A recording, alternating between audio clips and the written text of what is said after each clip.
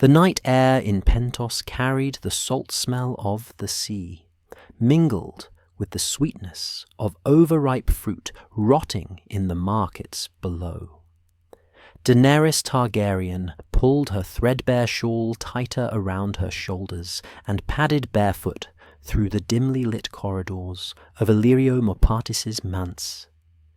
The floors were cold marble, beautiful but unforgiving, and she'd learned long ago to move silently through this borrowed home that would never truly be hers. She was not looking for her brother. She had learned, in her 13 years of life, that finding Viserys when he was in one of his moods brought only harsh words and sometimes harsher hands. But the sound had been unmistakable, the crash of something breaking, followed by a low, bitter laugh that turned her stomach. It was the laugh he made when he'd been drinking the strong wine Illyrio provided, the laugh that meant he was remembering Dragonstone, which he claimed to recall, though he'd been only a boy when they fled. Remembering the Red Keep, which existed for him only in stories their mother had told before she died, birthing Daenerys on that storm-racked island. Remembering a crown that sat on Robert Baratheon's head instead of his own. Daenerys found him in one of the smaller sitting rooms, a place Illyrio rarely used. A single candle guttered on a low table, casting shadows that danced across the tapestries.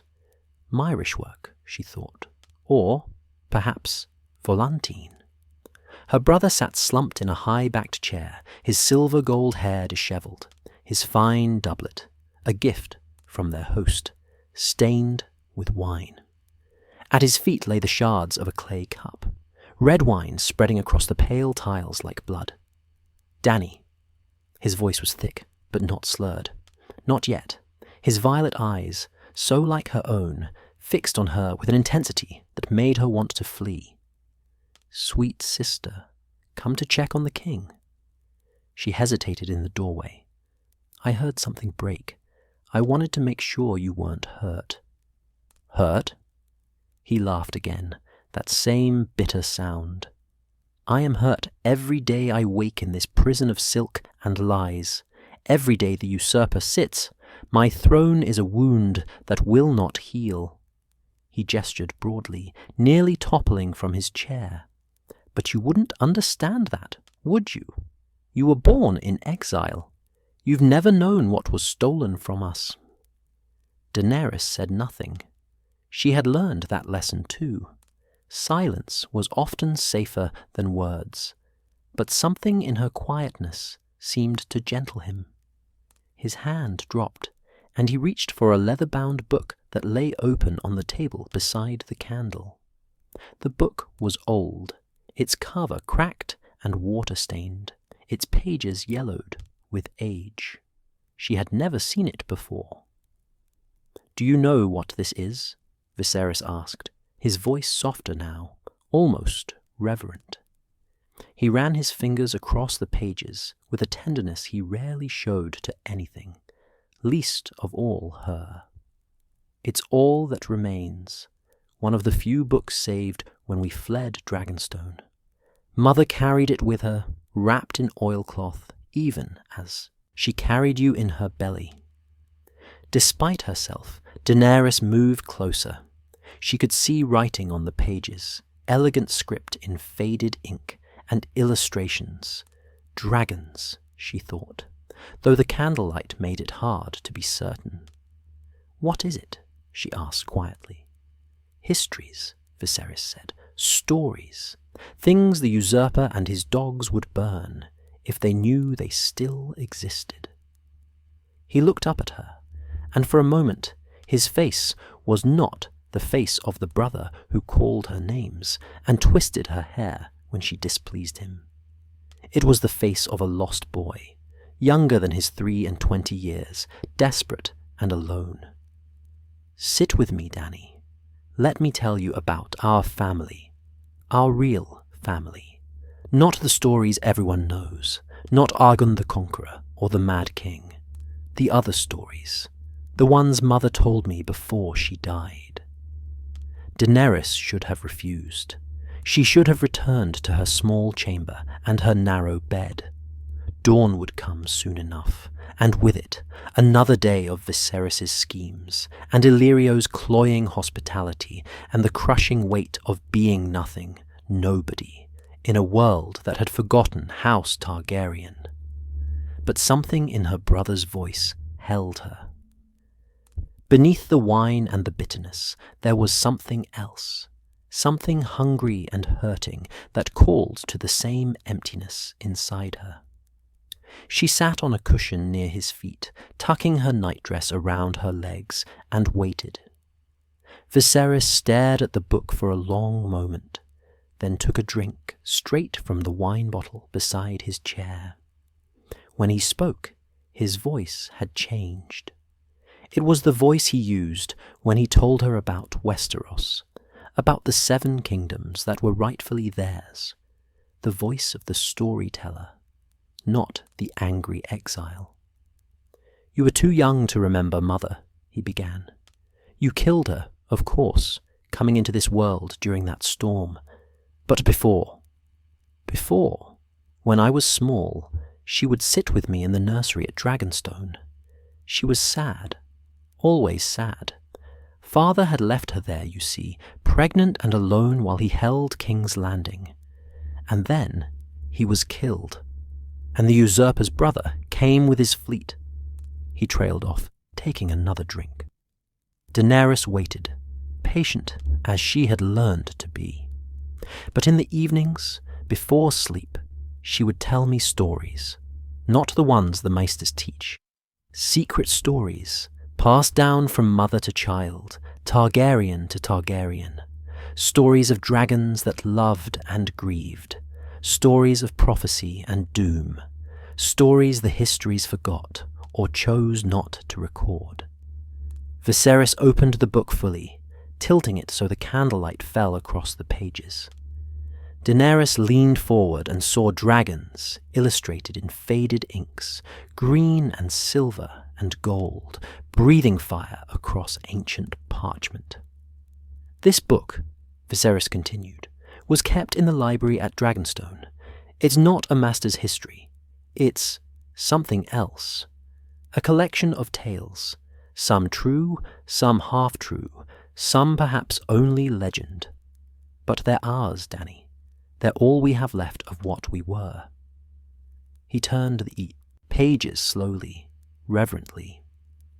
"After Mother died, I nearly lost this. We fled so quickly, from Dragonstone to Braavos, to Lys to Mere. I carried it in my pack, hidden under clothes and bread, terrified someone would steal it, or it would be ruined by rain. Do you know why?" Daenerys shook her head. "Because without these stories, we're nothing. Just 2 beggars in a magister's house, waiting for a crown that will never come." His voice cracked slightly. "But with them, we remember. We are dragon's blood, Dany, the blood of old Valyria, and these tales prove it." She wanted to ask why he had never shared this before, why he had kept this treasure hidden while he raged about the 7 kingdoms and the Iron Throne and all that had been taken from them. But she held her tongue. Viserys was talking, really talking, and she knew better than to break the spell. "I'm going to tell you these stories," Viserys said, meeting her eyes. "All of them. Before—" He paused, seeming to struggle with something. "Before we're sold off, or scattered, or forgotten entirely. You should know what we come from, what we lost, what might have been." "I would like that," Daenerys said softly. It was the truth. She had always hungered for knowledge of their family, for some connection to a past that existed only in Viserys' increasingly unreliable memories. "Please." Viserys nodded slowly. He settled back in his chair, the wine bottle temporarily forgotten, and began to turn the pages of the ancient book. His fingers stopped on an illustration of a great she-dragon, silver-scaled and beautiful, her wings spread against a painted sky. "This is Silverwing," he said quietly. "Queen Alisanne's dragon, one of the gentlest of the great beasts, they said, and the most loyal. She survived the Dance of the Dragons, survived all the Targaryen wars and feuds. She lived longer than most, on Dragonstone, after the dragons began to die." "How did she die?" Daenerys asked. Viserys looked at her strangely. "That's just it, Dany. No one knows for certain. She was the last of the great dragons of the conquest era. But this book," he tapped the page, "this book tells a different story. Not about her death, but about her grief."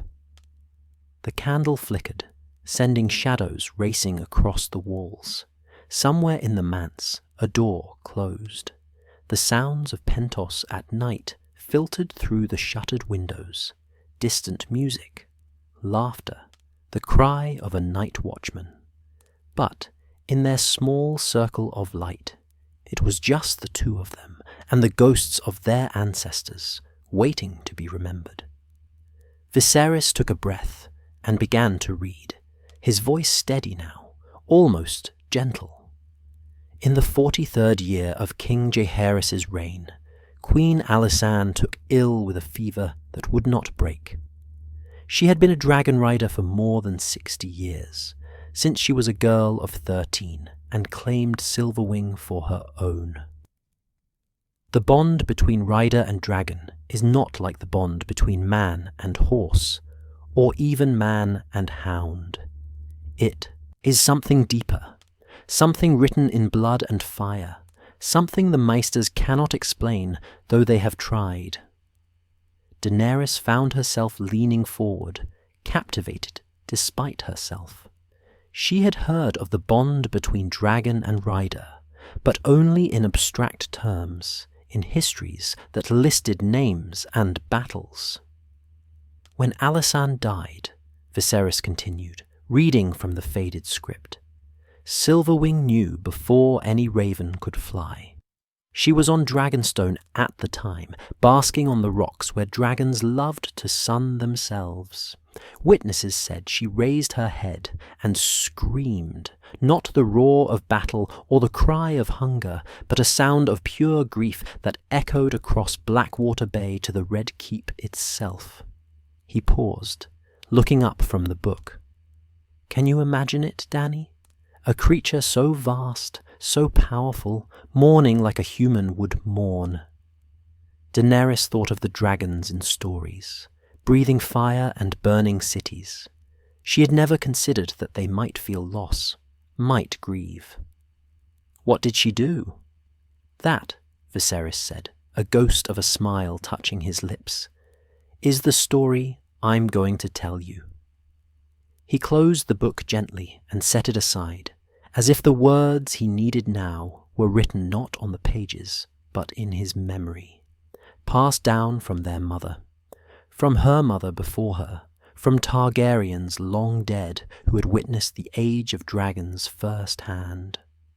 "This is the tale of Silverwing's grief," Viserys said, his voice dropping to almost a whisper, "and what happens when the bond between dragon and rider is broken by death. It's a story about loyalty, Dany, about love that doesn't end when the heart stops beating. It's a story our family kept alive because it reminds us we are not like other men. We never were." The candle burned lower. Daenerys pulled her shawl close and listened as her brother began the first of the forgotten tales, his voice carrying them both away from the cold marble floors and borrowed luxury of Illyrio's manse, back across the narrow sea and the centuries, to a time when dragons still filled the skies and Targaryens ruled an empire built on fire and blood. For the first time in longer than she could remember, Daenerys felt something like hope stirring in her chest. These were her stories too, her heritage, her birthright, more precious than any crown. And as Viserys spoke, his words weaving pictures in the candlelight, she began to understand. They might be exiles, they might be powerless, but they carried within them the memory of dragons. And perhaps, in a world that had forgotten magic, memory was its own kind of power.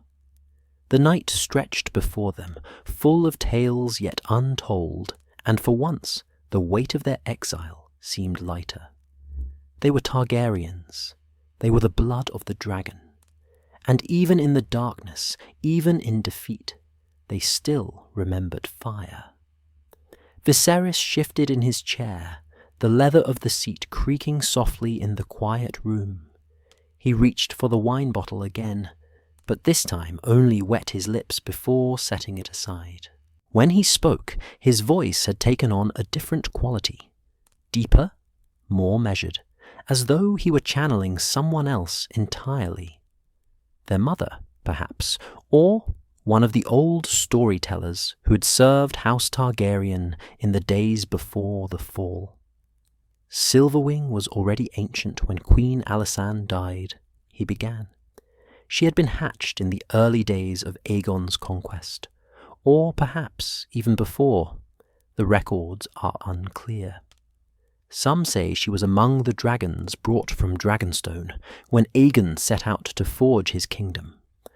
Others claim she hatched on Dragonstone itself, in the great caverns beneath the castle where the dragons nested.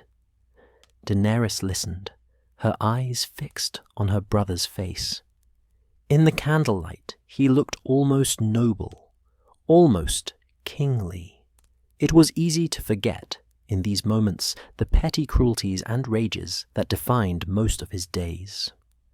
Alysanne claimed her when she was 13. Viserys continued. The year was 50 AC, 50 years after Aegon's conquest. The Girl Queen, they called her later, though she wasn't queen yet. Just a princess, brave and willful, who walked into the dragon pit and chose the silver she-dragon that the dragon keepers said was too gentle for battle, too soft for a true Targaryen. But she wasn't soft, Daenerys said quietly. No. Viserys smiled, a real smile that transformed his face. No, she wasn't.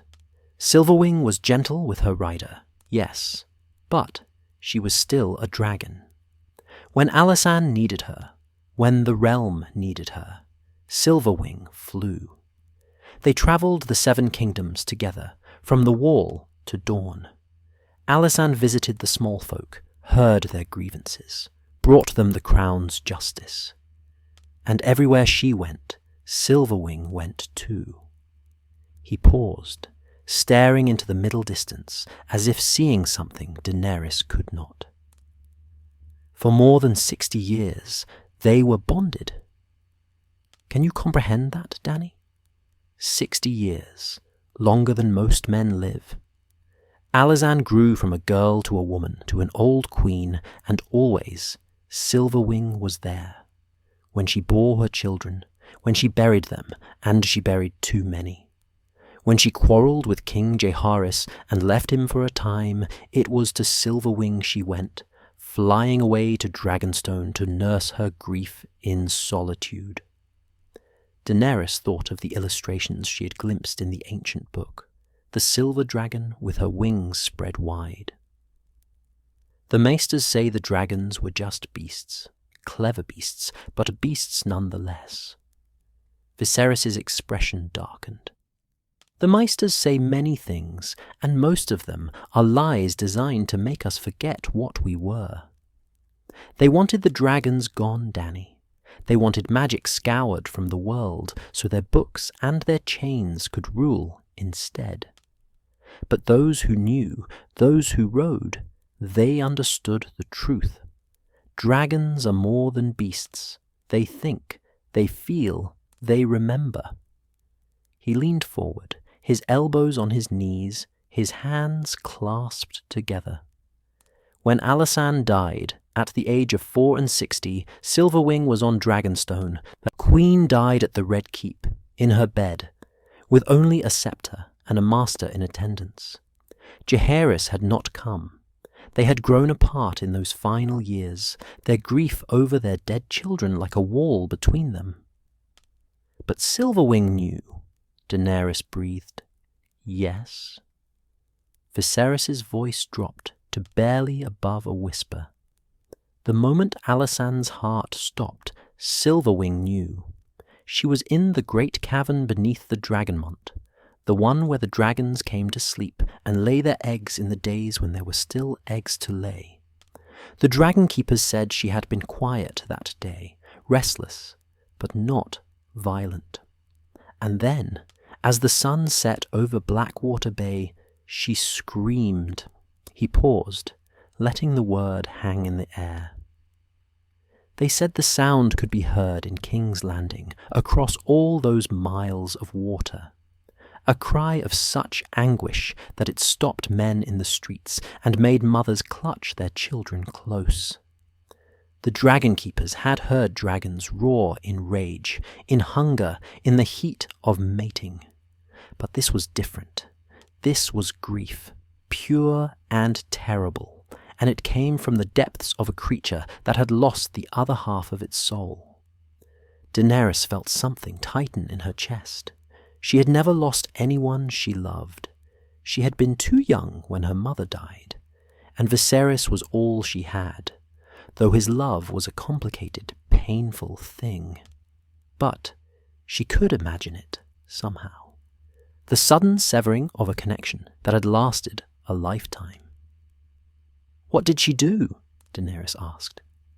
Viserys stood her slowly, unsteady for a moment before he found his balance. He walked to the shuttered window and pushed it open, letting in the cool night air and the distant sounds of Pentos. When he turned back, his face was grave. "She flew," he said simply. Despite the Dragon Keeper's commands, despite the chains they tried to use to hold her, Silverwing burst from the caverns and took to the sky. She flew across Blackwater Bay toward King's Landing, and witnesses said she circled the Red Keep for hours, crying out in that same terrible voice. The guards on the walls were afraid she meant to burn the city in her grief. Some loosed arrows at her, but she was too high, too fast. "She was looking for Alysanne," Daenerys said softly.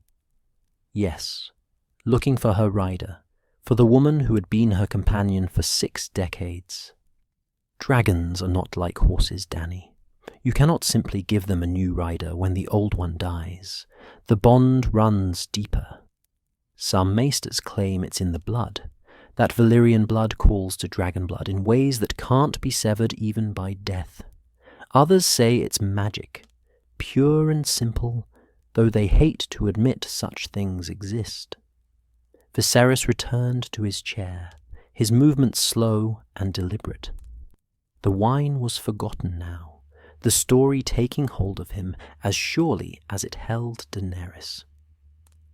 "King Jaehaerys was in the throne room when Silverwing arrived," he continued.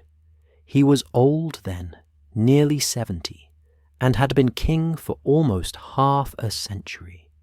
He heard the dragon's cries and knew at once what they meant. He climbed to the highest tower of the Red Keep, the one that looks out over the city and the bay, and there he stood as Silverwing circled above. Did she attack him? No. When she saw him, her rider's husband, her rider's king, she descended. She landed on the great courtyard, her silver scales gleaming in the torchlight, and she lowered her massive head to Jaehaerys. The guards wanted to flee, but the king ordered them to stand fast. He walked up to Silverwing, this ancient dragon who had carried his beloved wife across the realm, and he placed his hand upon her snout. Viserys' voice had grown thick with emotion. The chronicles say that Jaehaerys wept then, for the first time since learning of Alysanne's death. And Silverwing made a sound, a low keening, and the king knew she was weeping too, in her way. Daenerys found her own eyes stinging with tears. She blinked them back, unwilling to break the spell of the story. Jaehaerys tried to comfort her, Viserys said. He spoke to her in High Valyrian, the old tongue of their house, and told her that Alysanne had loved her, that she had died peacefully. But how do you explain death to a dragon? How do you make them understand that the one they loved is gone forever? You can't, Daenerys whispered. No, you can't. Viserys rubbed his face with both hands, suddenly looking exhausted.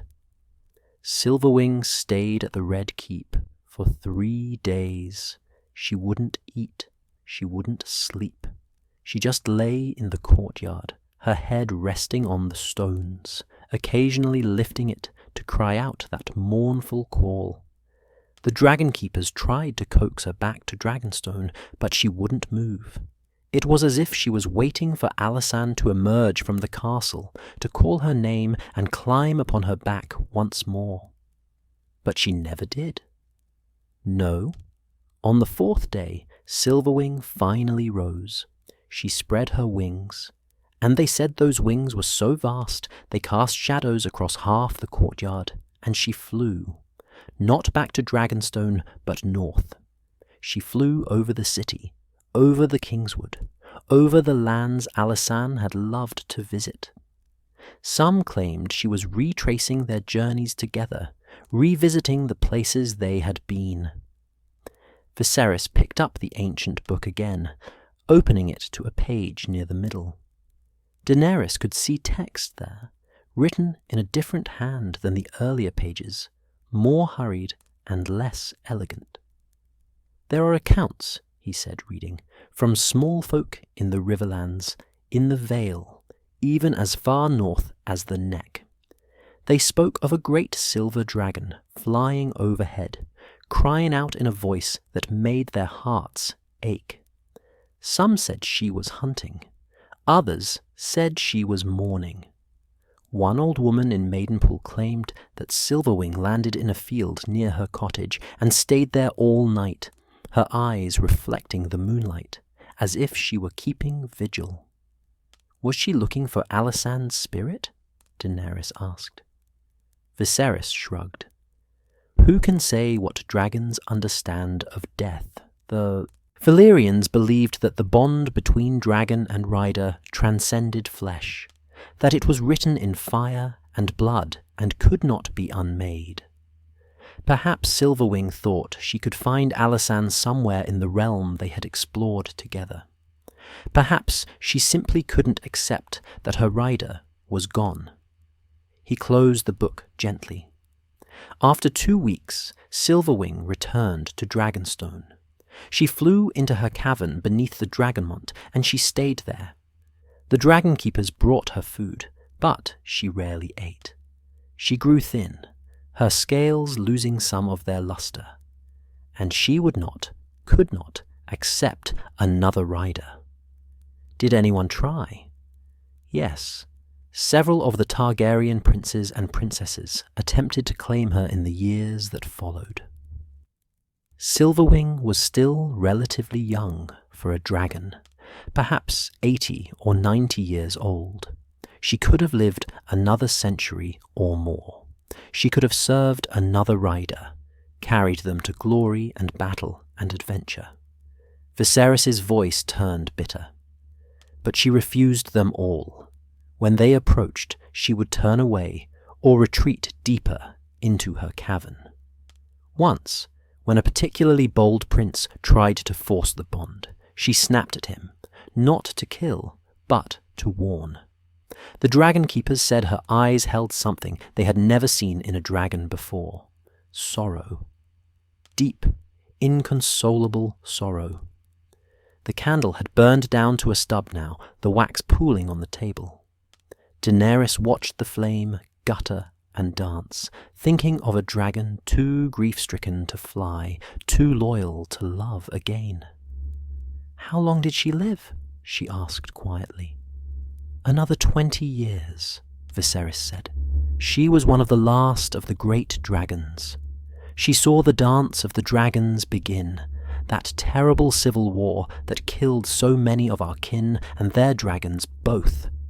But Silverwing took no part in it. She stayed in her cavern, emerging only rarely, growing older and more solitary with each passing year. And when she died? Viserys was quiet for a long moment. The records are unclear. Some say she simply didn't wake one morning, that the dragon keepers found her cold in her lair. Others claim she flew one final time, out over the narrow sea and never returned. There are stories, just stories, mind you, that she was trying to reach old Valyria, the homeland of her kind, though by then the Doom had turned those lands into smoking ruin. He met Daenerys' eyes. I like to think she was looking for Alysanne, even at the end, that she believed somehow her rider was waiting for her beyond the edge of the world, beyond death itself, that they would fly together again, in whatever realm dragons go when they die. Daenerys felt tears on her cheeks now, and she didn't try to hide them. "That's beautiful," she whispered, "and sad." "Most of our family's stories are both," Viserys said. There was no bitterness in his voice now, only a quiet melancholy. "We are dragon's blood, Dany.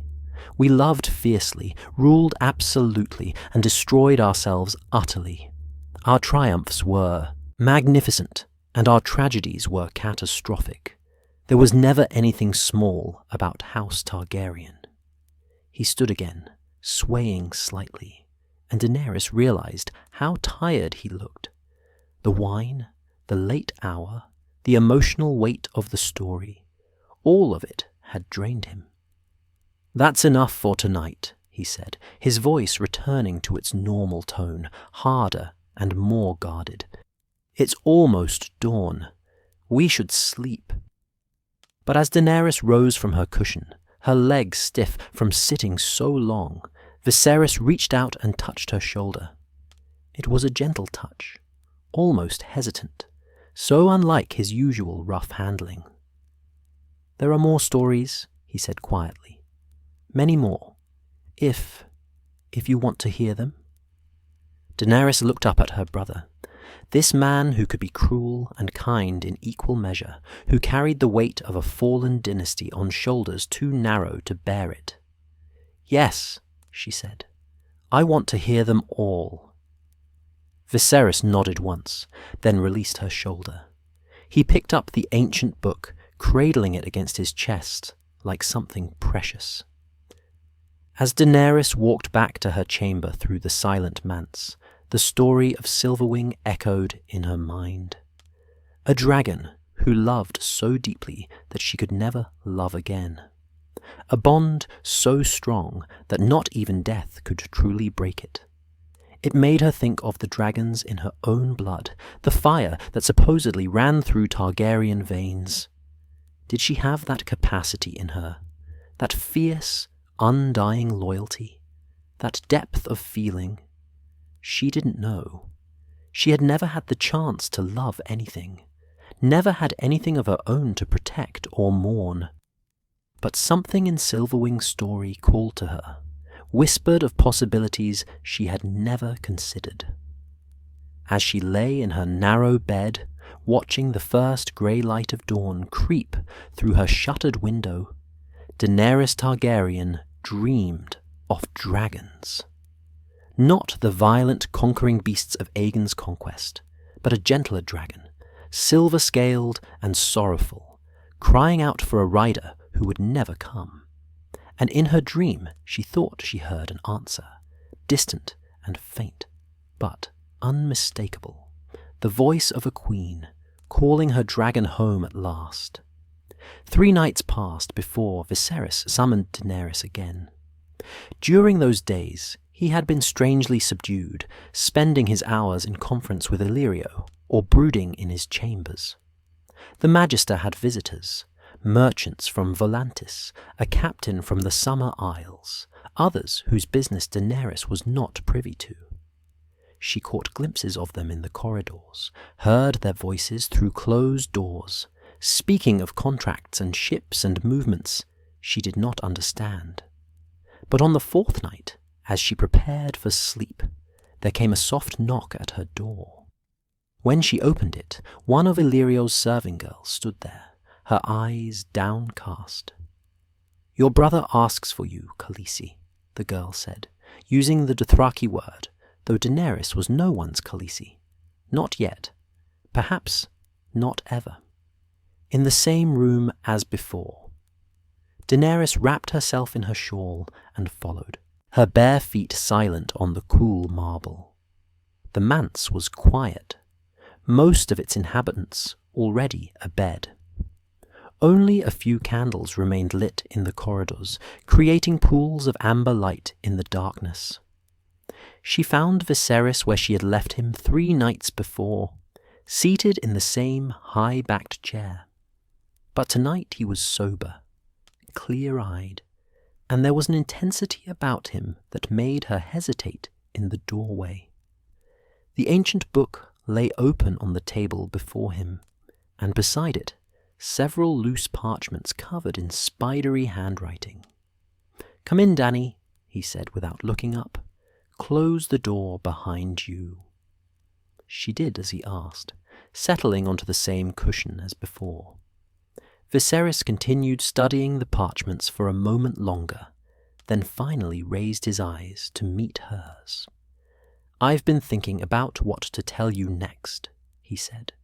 "There are so many stories in this book, so many tales of our family's glory and tragedy. Dragons and kings, prophecies and conquests. But I think—" He paused, his fingers drumming on the arm of the chair. "I think you need to hear about our enemies. Not the ones who wielded swords and wore crowns. The ones who worked in shadow, who killed with patience and poison and the slow erosion of truth."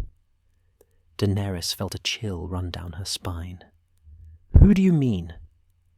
"The Citadel," Viserys said, his voice low and tight with an old anger. "The Maesters, Dany, the grey rats who claim to serve all lords equally, who profess neutrality in all conflicts. They're the ones who killed our dragons. They're the ones who ensured our downfall." She had heard her brother's conspiracy theories before, his ravings about enemies behind every corner, plots within plots.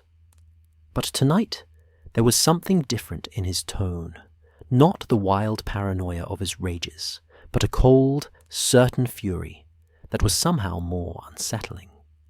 "The Maesters serve the realm," Daenerys said carefully, repeating what she had been taught. "They heal the sick, advise the lords, keep the histories.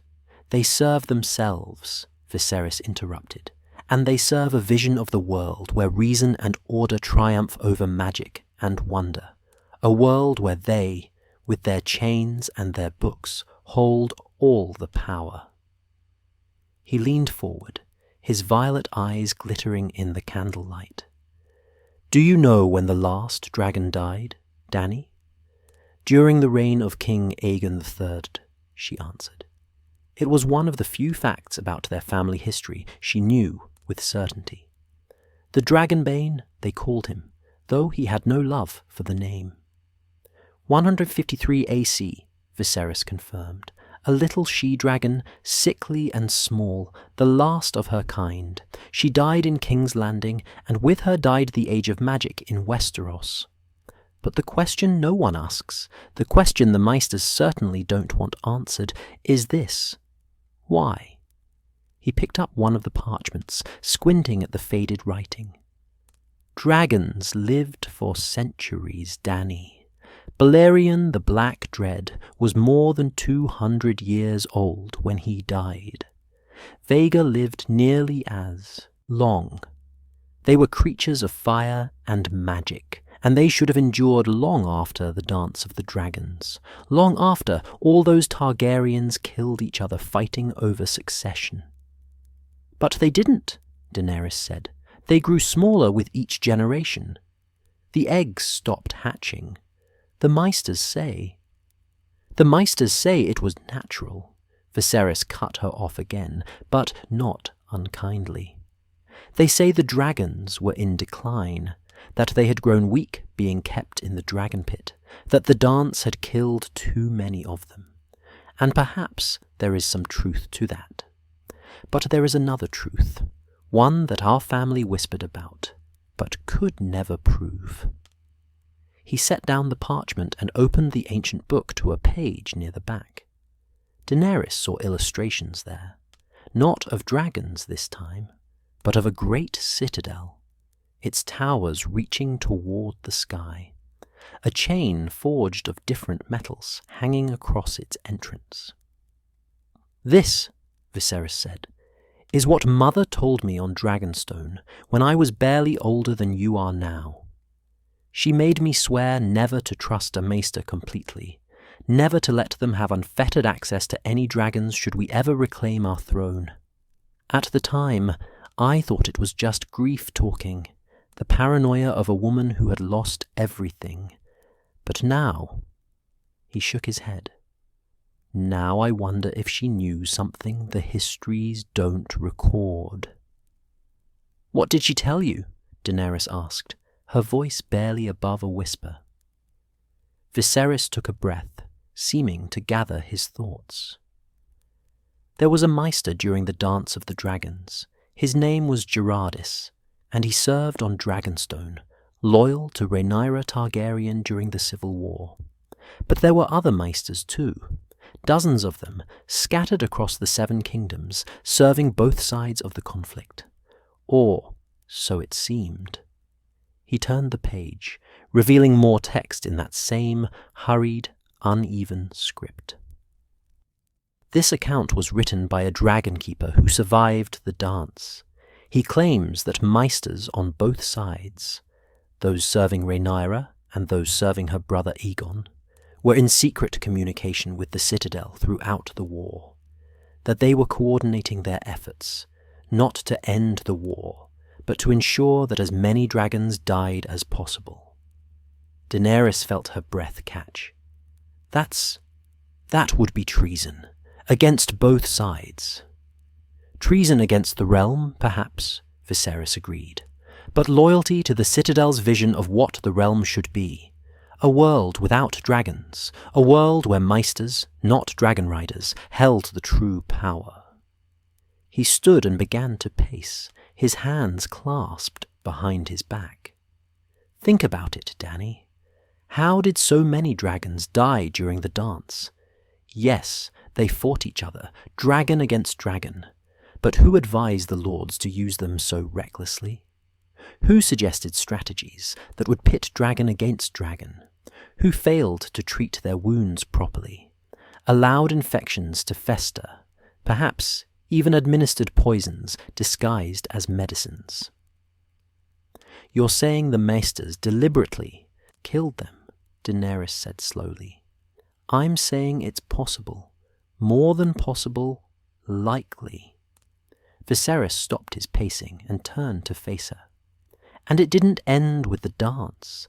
After the war, when the surviving dragons were kept in the dragon pit, who tended to them? Who was responsible for their care, for the dragon eggs that refused to hatch?" "Maesters," Daenerys whispered. "Maesters," Viserys confirmed. "Oh, there were dragon keepers too, men who had served the dragons for generations. But the Masters were there, always there, advising, observing, recording. And one by one the dragons sickened and died. The eggs grew cold and would not quicken, and the Maesters wrote it all down in their chronicles, very carefully explaining how natural it all was, how inevitable." He returned to his chair, suddenly looking weary. "There's a Maester in this story I want to tell you about. His name has been lost to history. This account doesn't record it, or perhaps it was deliberately erased. But he served in the dragon pit during the reign of King Aegon III in the years after the dance." Daenerys drew her shawl tighter around her shoulders. The room had grown cold, or perhaps it was just the nature of the tale Viserys was about to tell. "This Maester," Viserys began, his voice taking on that storyteller's cadence again, "was young when he came to King's Landing. He had forged his chain at the Citadel, earning links in healing, history, and ravenry. But there was one link he had sought that the Citadel no longer granted, a link in the higher mysteries, in magic and the occult arts." "They don't teach magic at the Citadel," Daenerys said. "Not anymore. But once, long ago, they did.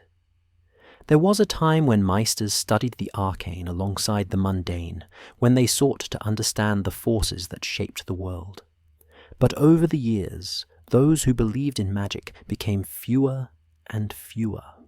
They were mocked, dismissed, pushed to the margins. The Citadel became a place of reason, of science, of measurable, predictable truth." Viserys leaned back, his eyes half closed, as if recalling something from a great distance. "This young Maester came to King's Landing, believing that dragons were the key to understanding magic. He wanted to study them, to learn how creatures of fire and sorcery could exist in a world that increasingly denied such things were possible. But what he found in the dragon pit disturbed him. What did he find? Dragons dying, Viserys said simply. Not from age, not from violence, but from something else, something systematic. He noticed that the dragons were being fed meat that had been prepared by other Maesters, meat that sometimes had an odd smell or colour. He noticed that the dragon eggs being kept warm in special chambers were being turned and tended according to procedures established by the Citadel, procedures that had changed subtly over the years. Viserys opened his eyes and fixed Daenerys with an intense stare. He began to suspect that his brothers in the grey robes were poisoning the dragons. Not with anything that would kill them quickly. That would be too obvious.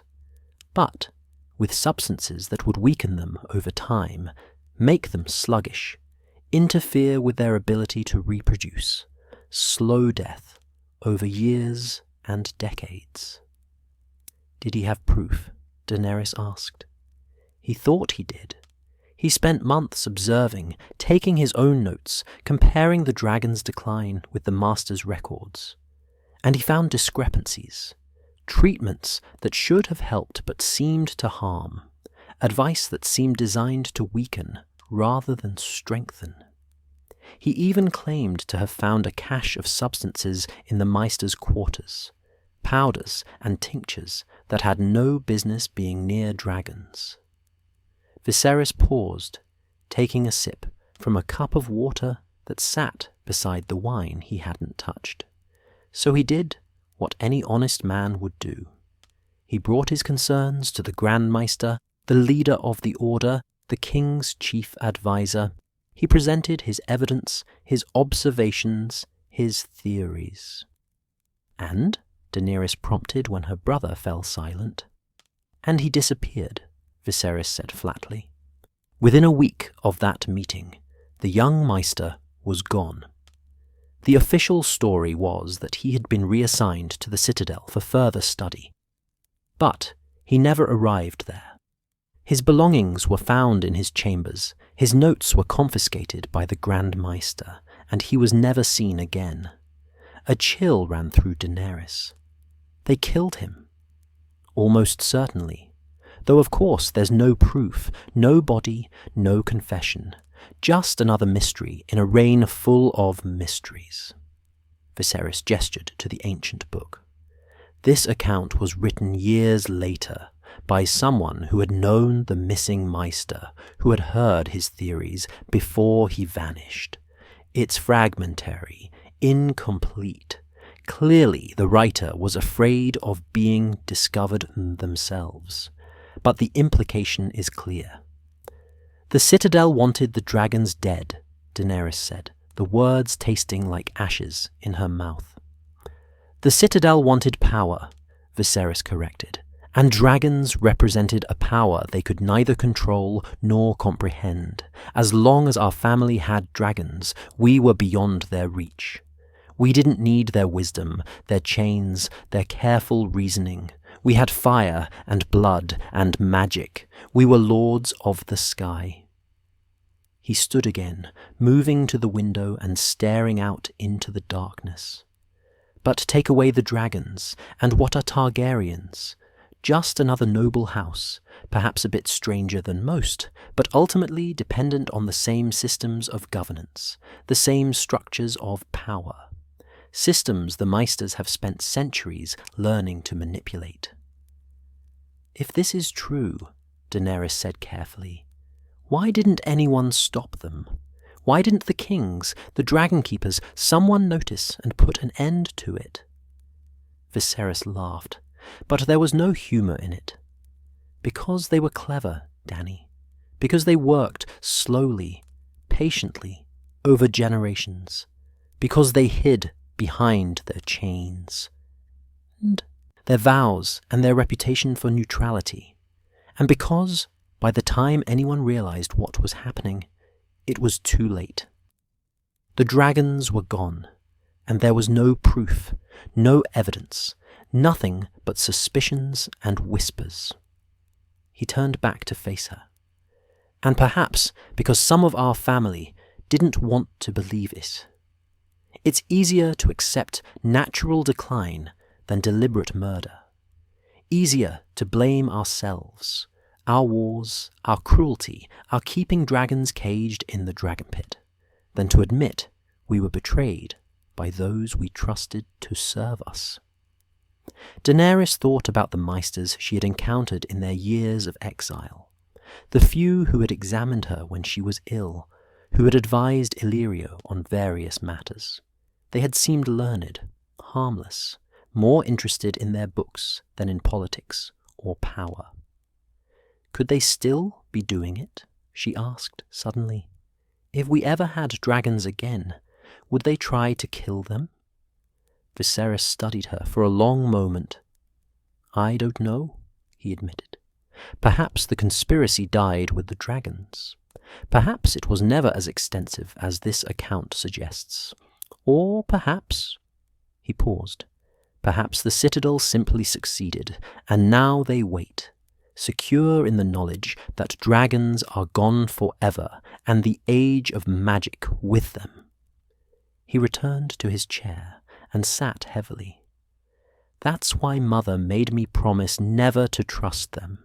She believed, and I've come to believe too, that the Maesters fear magic because they cannot control it. They fear anything that doesn't fit into their ordered, rational view of the world, and they will destroy such things if they can, no matter how long it takes, no matter how many lies they must tell. Daenerys absorbed this in silence. It was a dark story, darker even than Silverwing's grief, because it spoke of betrayal rather than loss, of calculated murder rather than natural death. Is there more? She asked finally. More to this account? Fragments, Viserys said. References to other maesters who questioned the orthodoxy and paid for it. Mentions of books that were lost in fires, of correspondence that went missing, of scholars who were encouraged to pursue other areas of study. He closed the ancient book gently. Nothing conclusive, nothing that would convince a skeptic, but enough to make one wonder. He looked at her, and for once his expression was open, almost vulnerable. I tell you this not to make you paranoid, Dany, but to make you careful. When we reclaim our throne, if we reclaim our throne, we will need wisdom and counsel. But we must choose our counselors carefully.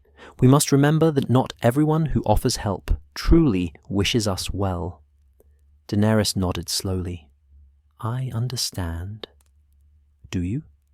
Viserys leaned forward. Because this is important, Dany. More important than tales of loyal dragons or brave queens. This is about survival. Our family fell because we forgot to guard against enemies who didn't challenge us openly. We looked for threats in other great houses, in rival claimants, in foreign invasions. We didn't see the danger in the grey-robed men who whispered in our ears and wrote our histories.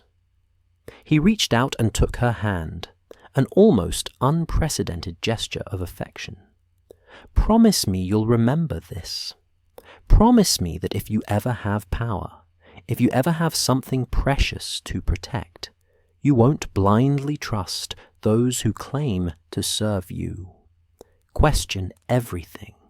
Trust cautiously, and never ever underestimate the danger of patient enemies who plan across generations.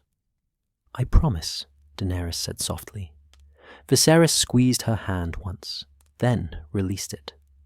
Good. That's good.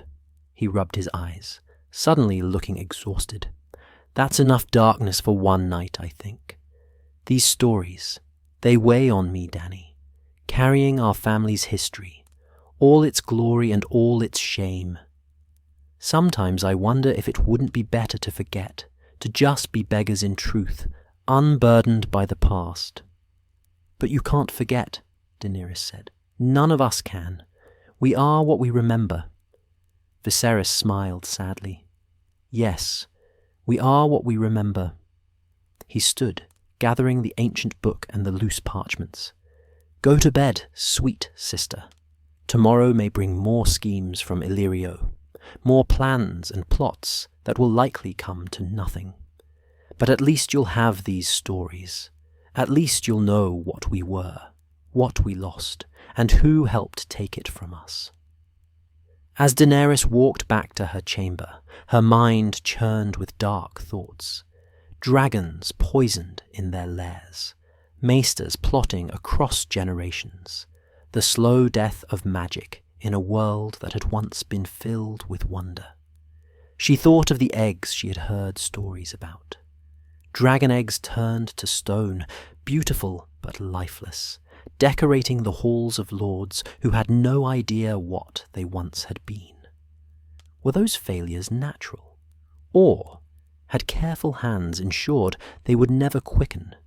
And if dragons ever returned to the world, would those same forces move to destroy them again? Daenerys climbed into her bed and pulled the thin blanket up to her chin. But sleep was long in coming. When it finally came, her dreams were troubled by grey-robed figures standing in shadow, watching with patient eyes as dragons fell from the sky, one by one, until the world was dark and cold and empty of magic. Somewhere in those dreams, she heard Viserys' voice. Question everything. Trust cautiously. Remember. She would remember. She would carry this warning in her heart, alongside the story of Silverwing's grief and all the other tales of her family's lost glory. She was Daenerys Targaryen, daughter of dragons, and she would not forget. A week passed in silence. Viserys withdrew into himself, spending his days closeted with Illyrio, or riding through the streets of Pentos with a guard of the Magister's men. Daenerys saw him only at meals, where he picked at his food and spoke little, his mind clearly elsewhere. She wondered if he regretted sharing the stories, if the weight of their family's history had become too much to bear in the retelling. But on the 8th night, as a summer storm lashed the walls of the manse with rain, Viserys came to her chamber himself. He stood in the doorway, the ancient book tucked under one arm, his silver-gold hair darkened with water. Come, he said simply. There's another tale you need to hear. They went to a different room this time, a small library that Illyrio rarely used. A fire burned in the hearth, driving back the chill of the storm. Viserys settled into a chair near the flames and gestured for Daenerys to sit across from him. The firelight played across his features, making him look older, careworn. I've been thinking, he said without preamble, about legitimacy, about what makes a king a king. Is it blood? Is it strength? Is it the acclamation of the lords, or the blessing of the faith, or simply the power to take and hold a throne? Daenerys said nothing, sensing that he didn't really expect an answer. Our father was the rightful king, Viserys continued, his fingers tracing the worn cover of the book. Son of a king, grandson of a king, heir to the Iron Throne by every law of gods and men. And yet Robert Baratheon sits the throne now, and the realm accepts him. The lords bent the knee, the faith crowned him. By what right does he rule, Dany? He's a usurper, a rebel, a man who murdered his rightful king. He won, Daenerys said quietly. Isn't that enough?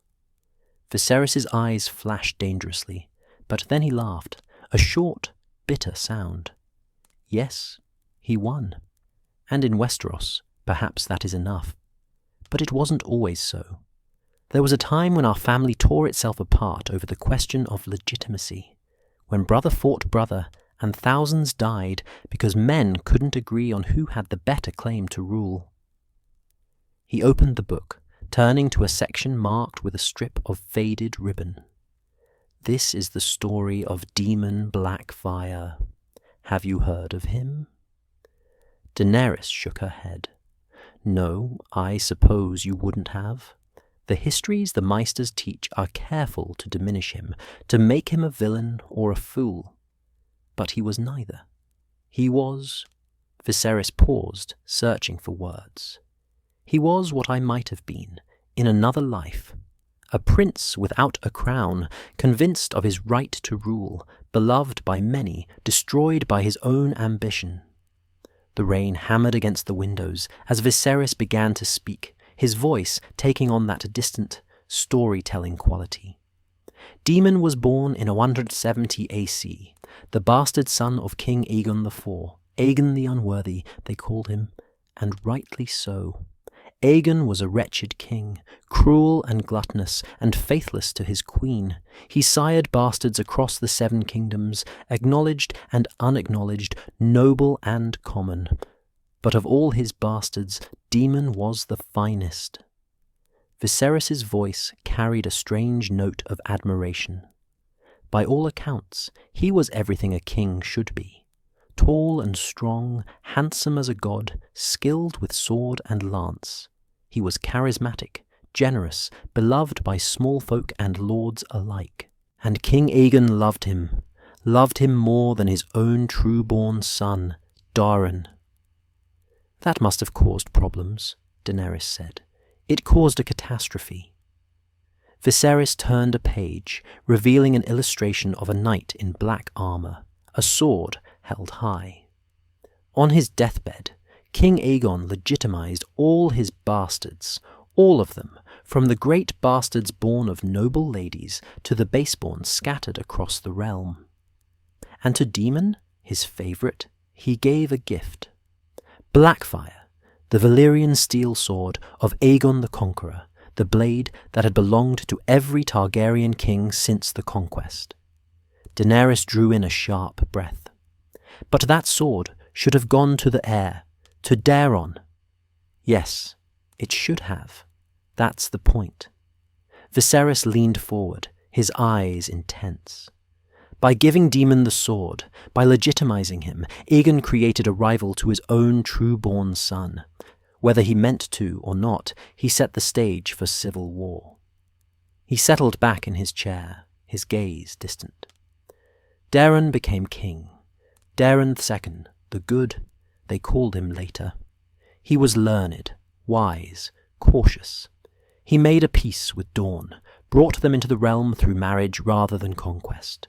He was, by all accounts, a good king. But he wasn't the king many wanted. They wanted Daemon.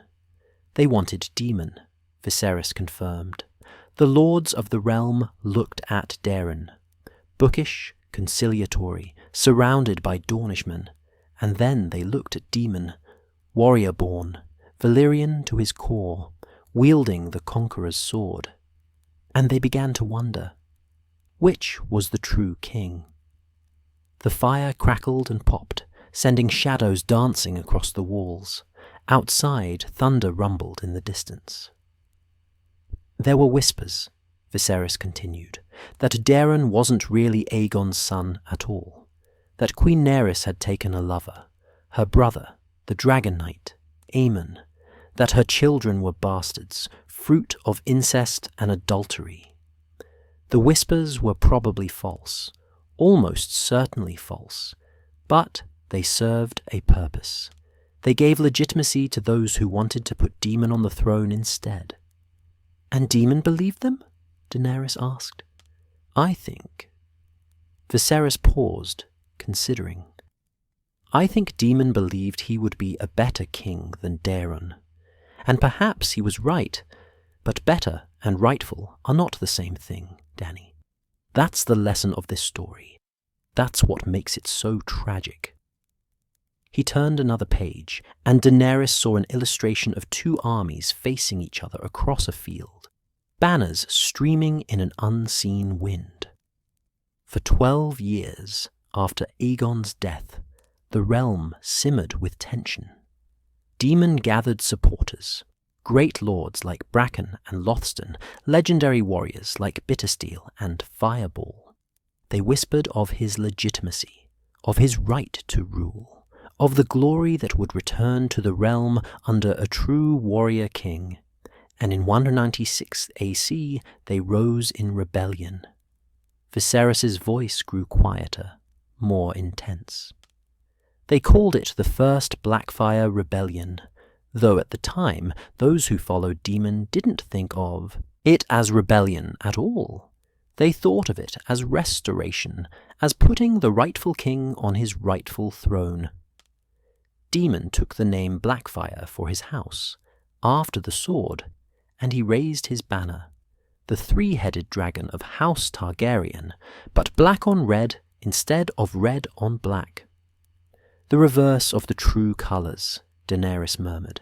Yes, everything reversed, everything inverted.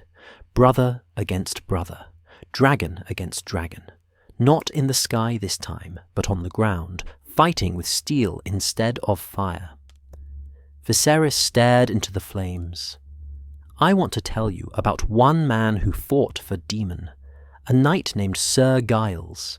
He's barely mentioned in the histories, just a name in a list of casualties. But this book, he tapped the page, this book has his story, written by his son years after the war ended. Daenerys leaned forward, drawn into the tale despite herself. Sir Giles was a hedge knight, Viserys began, a sworn sword to a minor lord in the Riverlands. He had served in the conquest of Dorne, fought for King Daeron's peace, shed blood to bring the Dornish into the realm. He was loyal to the crown, respected his king, believed in the established order. But he joined the rebellion anyway? He did, and the reason why matters. Viserys turned to a page filled with close written text. According to his son's account, Sir Giles saw Daemon at a tourney in 195 AC, the year before the rebellion began. Daemon had come to prove himself, to show the realm what kind of man he was. And in the lists, he was magnificent. Viserys' voice took on a reverent tone. Sir Giles watched Daemon unhorse opponent after opponent, watched him move with the grace of a dancer and the strength of a bull. But it wasn't just his skill that impressed the knight. It was the way Daemon treated those he defeated, with courtesy and respect, helping them to their feet, praising their prowess. It was the way he spoke to the small folk who cheered his name, remembering faces, thanking them for their support. And then came the moment that changed everything, Viserys continued. After the tourney, as Daemon was leaving the field, a child ran forward from the crowd. Just a common boy, dressed in rags. The guards moved to push him back, but Daemon stopped them. He knelt down, this great warrior, this prince of the realm, and he listened to what the boy had to say. What did the boy want? Daenerys asked. His father had been killed in the Dornish campaigns. His mother was sick, unable to work. The family was starving. He wanted justice, wanted help, wanted someone to care that they were suffering. Viserys' voice softened. And Daemon cared. Right there, in front of everyone, he gave the boy his purse. He sent for his own maester to tend the mother. He made sure the family would be provided for. Viserys looked up from the book, meeting Daenerys' eyes. Sir Giles saw all this, and he thought, this is what a king should be, not distant and learned, not making peace with old enemies while his own people starve, but present and generous and strong. This is the man who should rule us. So when Daemon raised his banner, Sir Giles answered the call. Viserys finished. He broke faith with his lord, abandoned his post, and rode to join the Blackfyre cause. And he wasn't alone.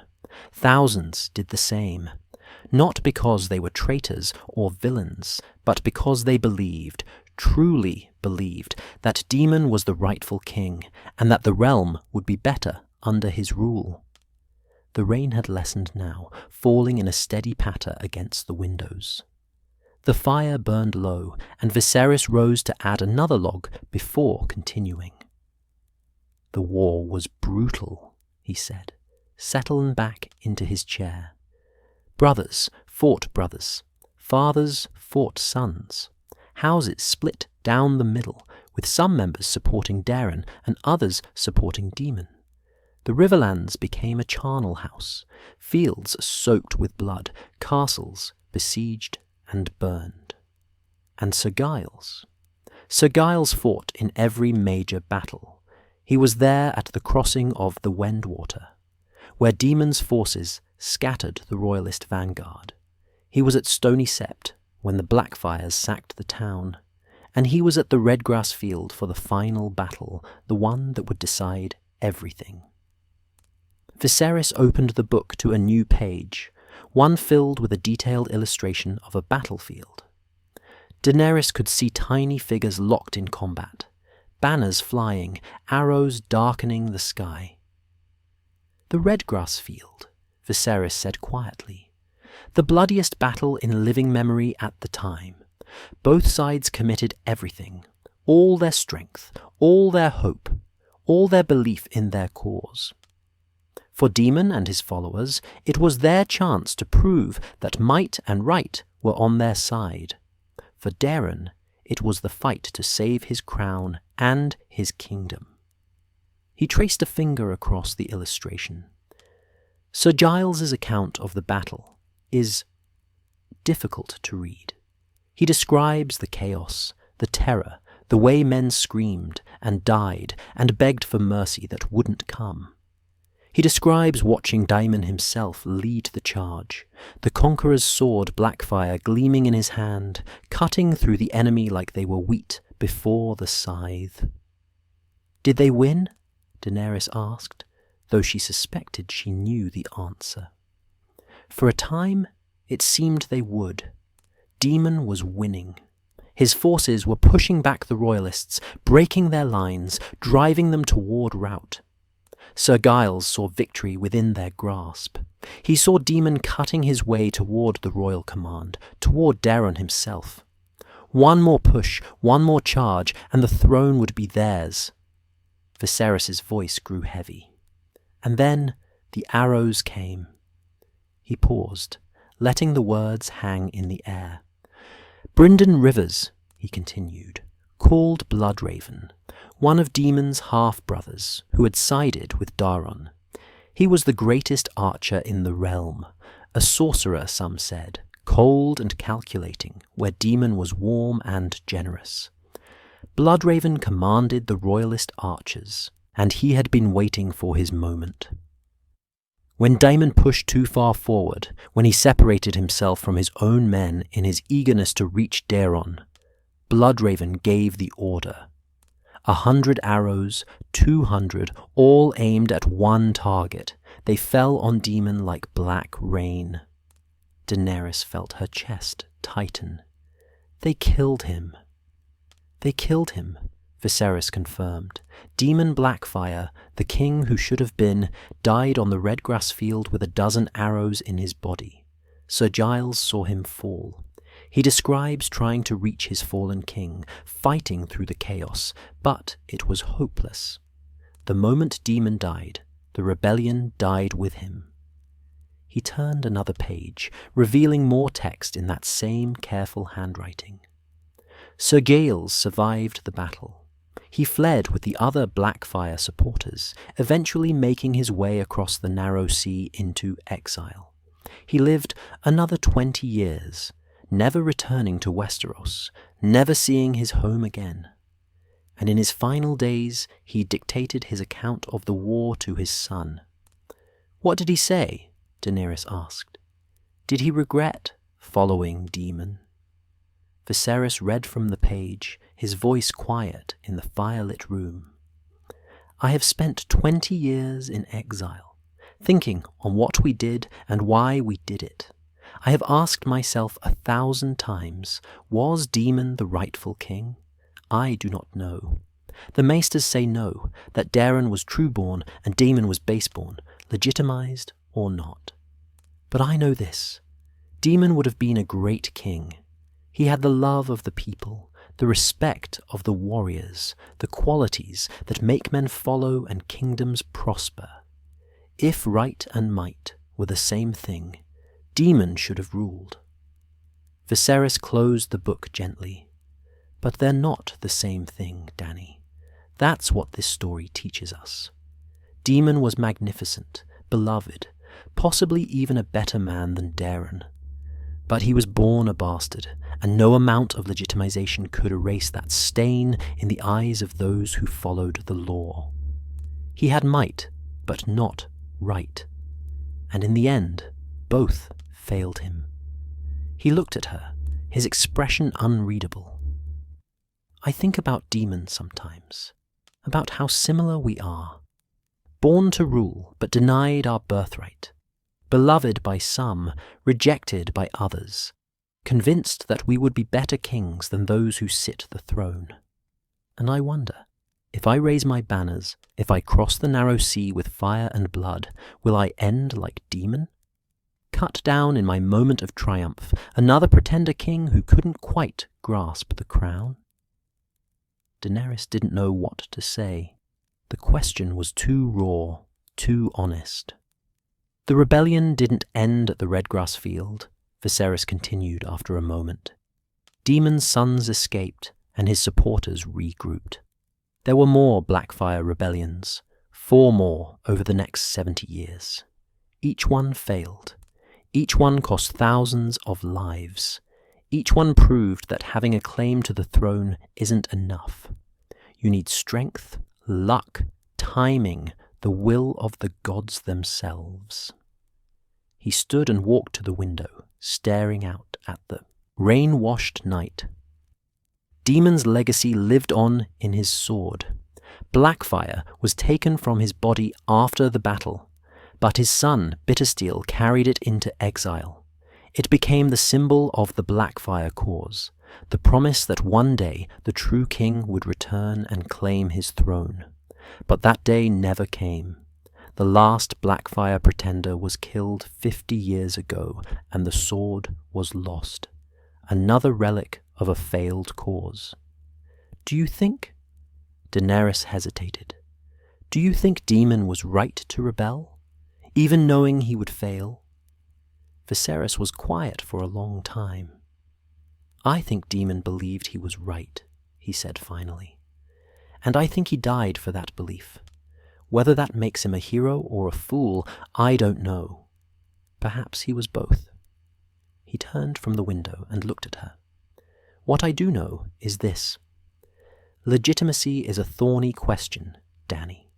We claim the Iron Throne by right of blood, by right of inheritance, by right of Targaryen law. but Robert Baratheon holds it by right of conquest. Which is stronger? Which matters more? I don't have the answer." Daenerys thought about everything she'd heard, about Daemon's nobility and his bastardy, about the thousands who died believing in his cause, about the thin line between rightful king and doomed pretender. "Maybe," she said slowly, "it's not about who has the better right. Maybe it's about who can actually rule, who can make the realm better, who can protect the people who depend on them." Viserys smiled sadly. "That sounds wise, sweet sister. But wisdom and reality are often at odds. In reality, thrones are taken by force and held by strength. Everything else, legitimacy, justice, the good of the realm, is just stories we tell ourselves to sleep better at night." He picked up the ancient book and held it against his chest. But perhaps stories matter too. Perhaps believing you're fighting for something more than power, something more than a crown, makes the fight worthwhile even if you lose. The fire had burned down to embers, and the room was growing cold. Daenerys rose from her chair, pulling her shawl tight. "Thank you," she said softly, "for sharing this story, for trusting me with our family's history." Viserys looked at her for a long moment, and she saw something vulnerable in his eyes, something young and hurt and afraid. "These stories are all we have, Dany. Memories and dreams and tales of what we were. I'm glad to share them with someone who will remember after I'm gone." As Daenerys returned to her chamber through the dark corridors, her mind churned with thoughts of Daemon Blackfyre, the king who never was, the warrior who died believing in his own rightness. She thought about legitimacy and power, about blood and conquest, about the difference between what should be and what is. And she wondered, when her brother finally made his play for the Iron Throne, would he be Daeron or Daemon? The rightful king restored, or the pretender cut down in his moment of glory? Only time would tell. But as she lay in her bed listening to the rain, Daenerys Targaryen said a silent prayer to gods she barely believed in. "Let us be more than another failed rebellion. Let our story end differently. Let us not die on some field, far from home, our cause lost, our names cursed by history. Let us somehow find our way home." The days grew hotter as summer deepened over Pentos. Daenerys spent her mornings in the shaded gardens of Illyrio's manse, trying to escape the oppressive heat that turned the marble halls into ovens. Viserys had become increasingly agitated, meeting with strange men who came and went at odd hours, speaking in whispers about ships and armies and the right moment to strike. She knew better than to ask what he was planning. His moods had turned dark again, mercurial, swinging between grandiose proclamations about reclaiming their throne and bitter silences that could last for days. But on the 10th night after the story of Daemon Blackfyre, he came to her chamber with the ancient book and a strange, almost feverish light in his eyes. "Come," he said. "Tonight's tale is different. Tonight I'm going to tell you about the woman who saved our house from destruction." They returned to the small library, but this time Viserys had servants light every candle in the room. The space blazed with light, driving back shadows, making the dancing flames reflect off the gilded spines of Illyrio's books. "You're going to think I'm mad," Viserys said as he settled into his chair. "You're going to think this is just a fever dream, just another story. But I swear to you, Dany, what I'm about to tell you is true, or at least it was believed to be true by those who lived through it." Daenerys felt a prickle of unease run down her spine. "What do you mean?" "I mean," Viserys said, opening the ancient book to a section near the beginning, "that I'm going to tell you about a prophecy, a real prophecy, not the vague nonsense that septons spout, or the lies that charlatans sell to desperate lords. A prophecy that saved the Targaryen line from annihilation." He ran his fingers over an illustration, a young woman standing on a cliff overlooking the sea, her hair streaming in the wind, her eyes fixed on something in the distance. "This is Daenerys Targaryen," Viserys said softly, "called Daenerys the Dreamer. She lived 400 years ago, in the days before the Doom, when our house was just one of 40 dragon-riding families in the Valyrian freehold. Not the greatest, not the most powerful, just one among many." "I've heard of the Doom," Daenerys said. "The Valyrian peninsula was destroyed. Fire and ash and death," Viserys finished.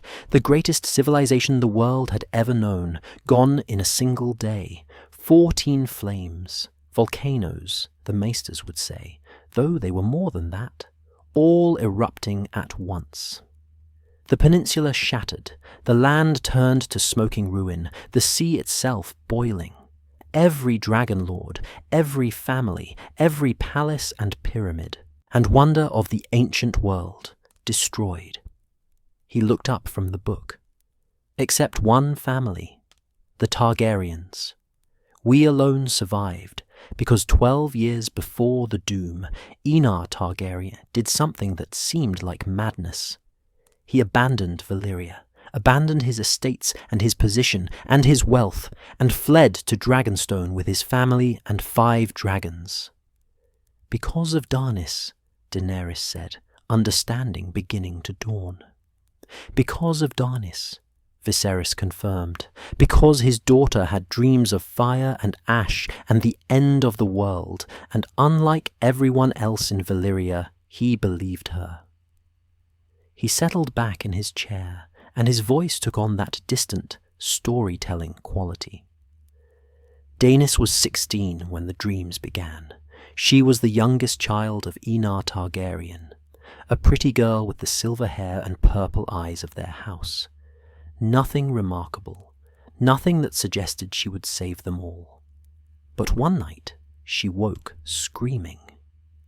The candles flickered, and Daenerys found herself leaning forward, captivated. She told her father she had dreamed of Valyria burning," Viserys continued, "of the 14 flames erupting all at once, spewing fire and molten rock into the sky. Of the peninsula cracking like an egg, the land sinking into the sea, the waters turning to steam. Of dragons falling from the sky, their wings burned away. Of the great families, Bellerys and Coherys and Velaryon and all the rest, dying in their pyramids as the stone melted around them." "Just a nightmare," Daenerys murmured. "That's what everyone said," Viserys agreed. "Enar comforted his daughter, told her it was just a dream, nothing more. But the next night she dreamed it again, and the night after that. Every night for a month, the same dream. Valyria burning, the world ending, death and fire and ash." He turned a page, revealing more text written in an archaic hand. Daenerys begged her father to listen. She told him the dreams were real, that they came from somewhere beyond herself, that the gods or the dragons or some power she couldn't name was warning them. But how do you convince someone that the greatest empire in the world is about to fall? How do you make them believe that everything they know, everything they trust, is about to be destroyed? "Did he believe her?" Daenerys asked. "Not at first. He consulted with priests and sorcerers, with other dragon lords and the wise men of the freehold. They all said the same thing. Valyria was eternal. The 14 flames had burned for thousands of years and would burn for thousands more. The freehold had conquered half the world. It was the center of civilization, of learning, of power. The idea that it could simply end was unthinkable. Viserys paused, staring into the candle flames. But Daenerys' dreams didn't stop. They grew more detailed, more terrible. She began to see specific things. Which families would die first, which pyramids would collapse, which dragons would fall. She drew pictures of what she saw, crude sketches at first, but they became more elaborate, more precise. And slowly, reluctantly, Enar began to believe. What convinced him? Daenerys asked. One of her dreams came true, Viserys said simply. Not the doom, that was still years away, but something smaller. Daenerys dreamed that House Beleris's dragon, a great she-dragon called Terrax, would die in a collapse of the mines beneath the peninsula. The Valyrians dug deep into the earth for gold and gems and other treasures, using slaves and blood magic to tunnel where ordinary men could not survive. Daenerys dreamed that one of these mines would collapse, and Terrax, roosting in a cavern below, would be buried alive. He leaned forward. 3 days later, it happened, exactly as she had dreamed it. The mine collapsed, the dragon was lost, House Beleris went into mourning, and Enar knew that his daughter's dreams weren't just nightmares, they were visions, prophecy. Daenerys felt a chill, despite the warmth of the room.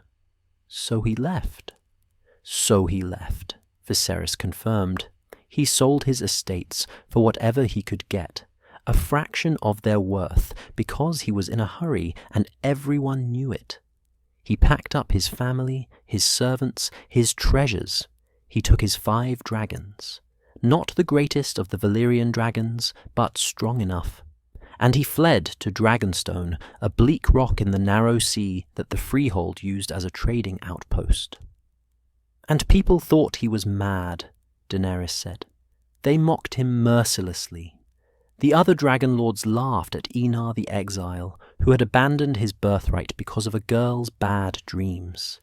They called him a coward, a fool, a man who had thrown away his fortune and his position for nothing. Some said he had been driven mad by his own ambition, that he hoped to establish his own kingdom far from Valyrian law. Others said his daughter had bewitched him with dark magic. Viserys' voice grew quiet, but Enar didn't care. He had looked into his daughter's eyes and seen the truth there. He had heard the certainty in her voice when she spoke of the doom, and he loved her enough to believe her, even when the whole world said she was wrong. He turned another page, revealing an illustration of a great city. Pyramids and towers, bridges of dragonbone, streets paved with coloured stone, and behind it all, looming mountains with fire at their peaks. For 12 years, the Targaryens lived on Dragonstone. 12 years of exile, of diminished circumstances, of watching from across the sea as the Freehold continued its golden age. 12 years of doubt. Enar died during that time, never knowing if his decision had been right. Daenerys herself grew older, married, bore children. But still the dreams came, and still she warned anyone who would listen. The doom is coming. Leave Valyria. Flee while you can. Did anyone else leave? Daenerys asked. A few families from the outer territories, worried enough by the Targaryens' flight to hedge their bets. House Velaryon, our cousins, moved some of their holdings to Driftmark. House Celtigar did the same, but most stayed. How could they not? Valyria was the center of the world. To leave was to abandon everything. Wealth, power, position, history. It was unthinkable. Viserys closed his eyes briefly. And then, in the year 102 BC, the doom came. The silence stretched. Outside, Daenerys could hear the night sounds of Pentos, distant music, dogs barking, the clatter of cartwheels on cobblestones. But in the candlelit library, there was only stillness. It happened in a single day, Viserys said, his voice barely above a whisper. Just as Daenys had dreamed. The 14 flames erupted together, as if some force deep in the earth had been building pressure for centuries and finally burst free. Fire and ash darkened the sky. The peninsula cracked and shattered. The land sank into the sea, and the sea turned to steam and smoke. Every dragon lord, every family, every wonder of Valyria gone. He opened his eyes and looked at Daenerys. 400 years later, that region is still called the Smoking Sea. Ships that venture there don't return. The waters boil, the air is poison, demons are said to walk the ruins. It's a dead land, a cursed land, a testament to the greatest catastrophe in human history. And the Targaryens were safe on Dragonstone, Viserys finished. 5 dragons, 3 families that had heeded the warning, and us. We alone survived because one girl had dreams and one father loved her enough to believe. Daenerys sat back, absorbing this. She had heard of the doom before, but always in vague terms, as ancient history that had little bearing on the present. She had never considered what it meant, that her entire family, her entire civilization had come within a hair's breadth of extinction.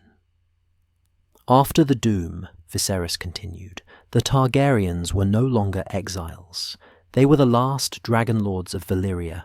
The freehold was gone, its territories fragmenting into squabbling city-states.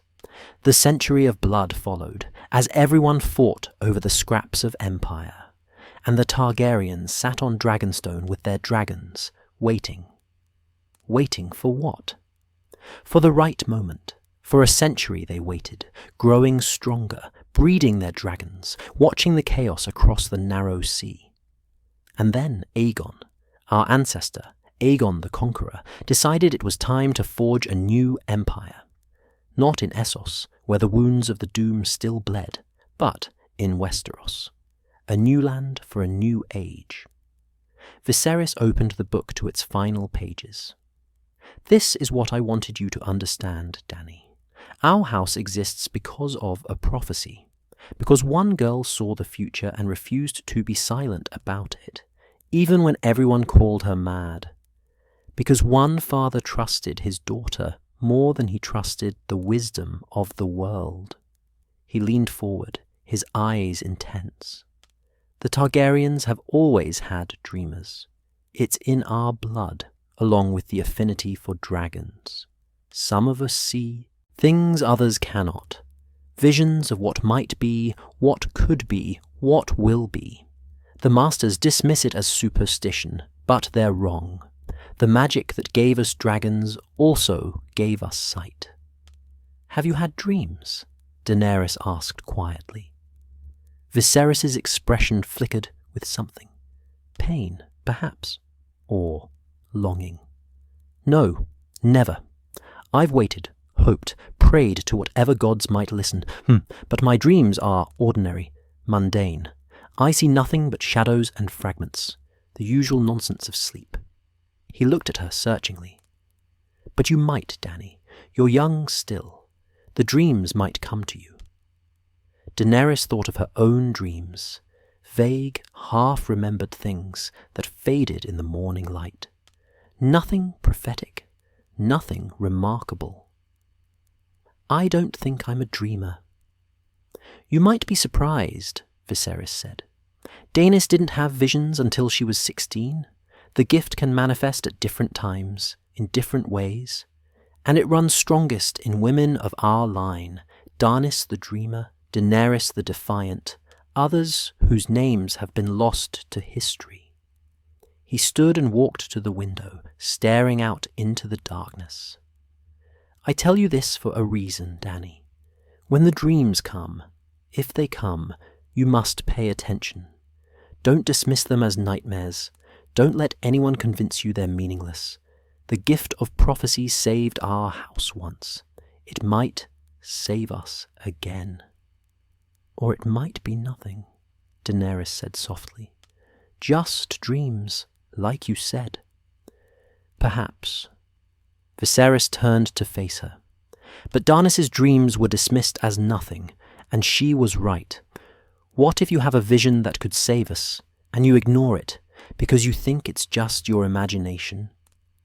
What if the gods or the dragons or whatever power watches over our house is trying to warn us, and we're too blind to see? Daenerys stood, suddenly uncomfortable with the weight of his expectations. I'm just a girl, Viserys. I don't have visions or prophecies.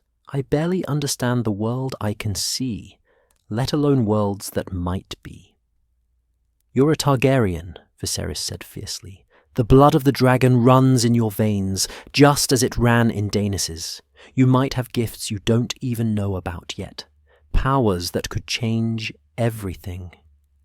He crossed the room and took her hands in his, a gesture so rare and gentle that it startled her. Promise me something, Dany. If you ever have a dream that feels different, that feels real, that seems to show you something important. Promise me you'll tell me. Promise me you won't dismiss it, or hide it, or think yourself mad. I promise, Daenerys said, though she doubted it would ever matter. Viserys released her hands and returned to the book, closing it carefully. Daenys lived to be an old woman.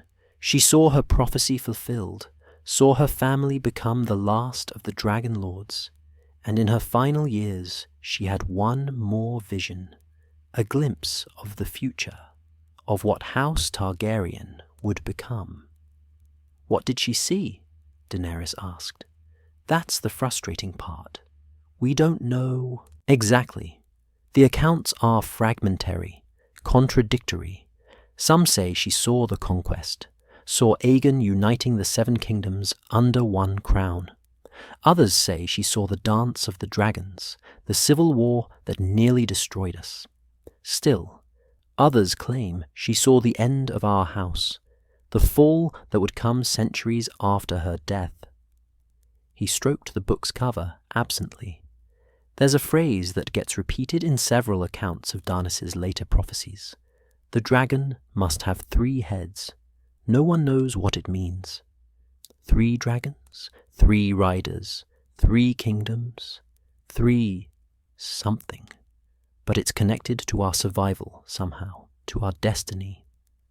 The dragon must have 3 heads, Daenerys repeated softly. The phrase seemed to resonate somewhere deep inside her, though she couldn't say why. Yes, it's mentioned again and again in the old texts, usually in connection with prophecy and the future of our house. Some maesters think it's just mystical nonsense, but I wonder... Viserys trailed off, lost in thought. Wonder what? If it's instructions, a warning, a key to something important. He shook his head. Or maybe I'm just desperate for meaning, for some sign that our suffering has a purpose beyond random cruelty. He gathered up the book and the scattered parchments. That's enough for tonight. I've given you much to think about, prophecy and dreams and the weight of the past. But remember this, Dany, we're here because Daenys saw the truth and had the courage to speak it. We're here because Enar believed his daughter when the world called her mad. We're the last of the Dragon Lords because of faith and love, and the willingness to trust in visions others couldn't see. As Daenerys walked back to her chamber, her mind churned with the story. Daenys, standing on the cliffs of Dragonstone, watching the horizon for the doom she knew was coming. Enar choosing between the wisdom of empires and the dreams of his daughter. The smoking sea still boiling 400 years later, a graveyard or civilization. She lay in her bed and closed her eyes, half hoping for a vision, some sign that she too carried the gift of the dreamers. But there was nothing, just darkness, and the edge of sleep. And then just as consciousness began to slip away, she saw it. A flash of fire, a glimpse of wings, the shadow of something vast moving in flame. She heard a voice speaking, in a language she didn't know but somehow understood, saying words that echoed in her bones. The dragon must have 3 heads. Daenerys' eyes snapped open. Her heart raced, her skin slicked with sudden sweat. Had that been a dream? A vision? Or just her imagination, primed by Viserys' stories? She didn't know. But as she lay there in the darkness, she felt something stirring inside her, something old and powerful and patient, waiting for its moment to wake. And far away, across the narrow sea, in the ruins of old Valyria, where no man dared go, the smoking sea bubbled and churned as it had for 400 years, keeping its secrets, remembering its dead, waiting for the day when dragons might fly again. The blood of the dragon does not forget, and perhaps, in time, it dreams.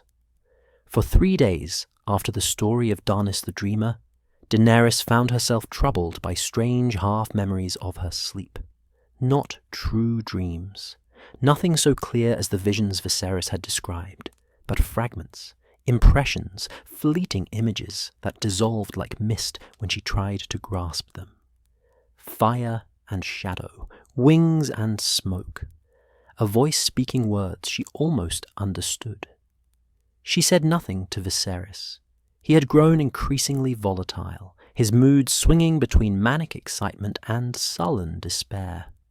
Illyrio's visitors had multiplied, and she caught whispers of arrangements being made, deals being struck, though for what purpose she could not say. The air in the manse felt heavy with anticipation, as if some great change was coming. On the 4th night, Viserys appeared at her door, looking drawn and tired. The ancient book was tucked under his arm, but his hands trembled slightly as he held it. "One more story tonight," he said without preamble. "Perhaps the most important one." They went to the library, but this time Viserys dismissed the servants before they could light more than a few candles. The room was dim, intimate, the shadows deep and forgiving.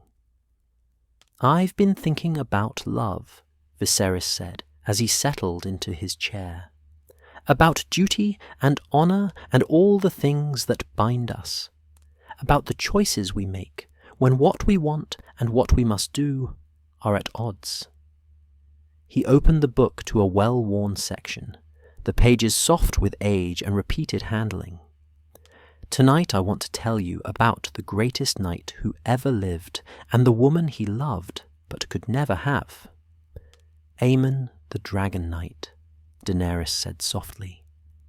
She had heard the name before, in songs and stories, though always briefly, always in passing. "Yes, Aemon Targaryen, called the Dragon Knight, the noblest man in the history of the 7 kingdoms. Viserys' voice carried a note of reverence she rarely heard from him. He was everything a knight should be, brave, skilled, honorable, beautiful. He served in the Kingsguard under 3 kings, and no one who knew him ever questioned his loyalty or his virtue. He paused, staring at an illustration of a knight in white armor, a dragon helm upon his head, a sword held before him like a cross. "And he loved his brother's wife," Viserys continued quietly. "He loved Queen Nerys with a depth and purity that consumed him, and she loved him in return. And for all his honor, all his vows, all his legendary virtue, he could do nothing but watch her suffer and wish things were different."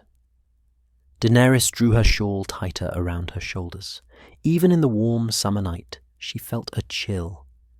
"This is a sad story," she said. "All the best stories are," Viserys replied.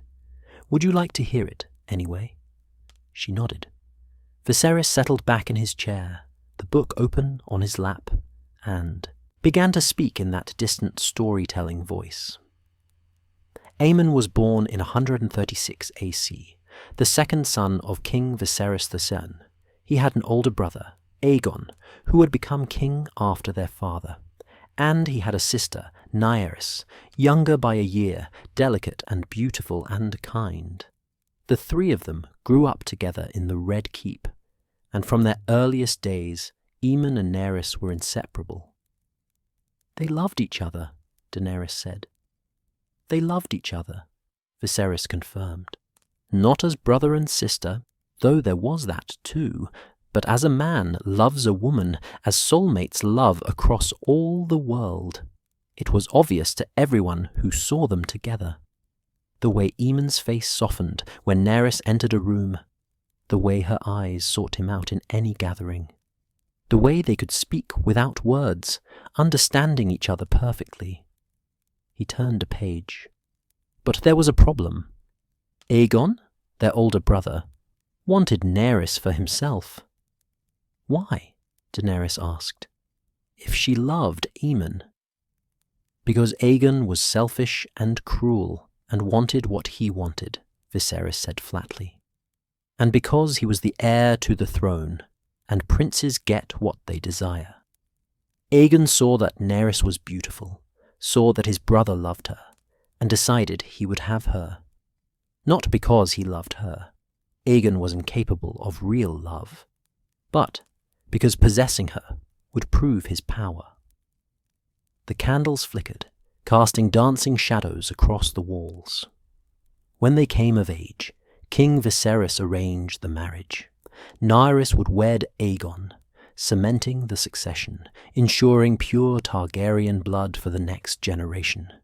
It was practical, politically sound, exactly what was expected, and it destroyed 3 lives.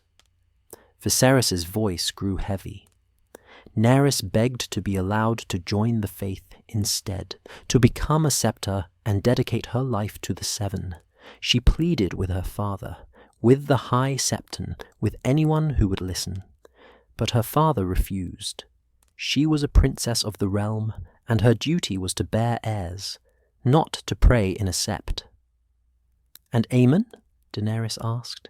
"Aemon joined the King's Guard." Viserys looked up from the book, his eyes distant.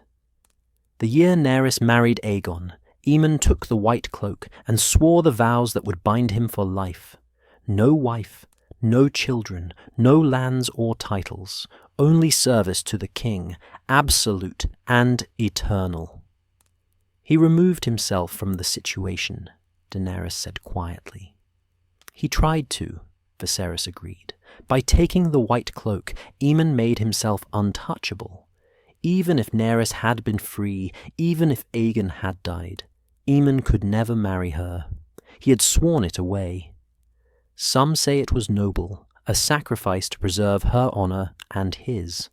Others say it was cowardice, a way to avoid facing the pain of watching her with another man." He paused, considering. "I think it was both. I think Aemon knew that he couldn't trust himself, that if he remained free, he might do something dishonorable. So he bound himself with vows so sacred that not even his love for Nyarys could break them."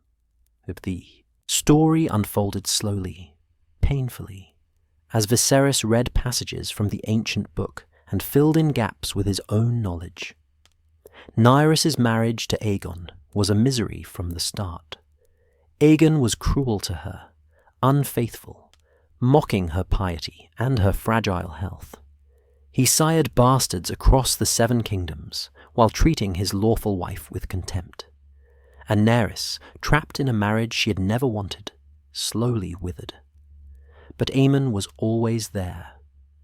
As a Kingsguard, he had the right, the duty, to be near the king and queen. He stood guard outside their chambers. He escorted Nyarys to the sept. He was her shadow, her silent protector, the one constant in a life of suffering. "They were so careful," Viserys said softly. "They never touched, except in the most formal ways. They never spoke of their feelings. They maintained every propriety, every appearance of proper behaviour. Aemon was the very model of a Kingsguard knight, and Nerys was the dutiful queen. But everyone knew. Everyone saw the way they looked at each other when they thought no one was watching. Did Aegon know? Daenerys asked. Of course he knew, and he delighted in it. Viserys' voice turned bitter. Aegon was the kind of man who found pleasure in others' pain. He would deliberately call for Aemon to guard the queen's chambers. He would make Aemon stand outside while he visited his wife. He wanted Aemon to hear Nerys' suffering, wanted to rub his brother's face in the fact that she was his, not Aemon's.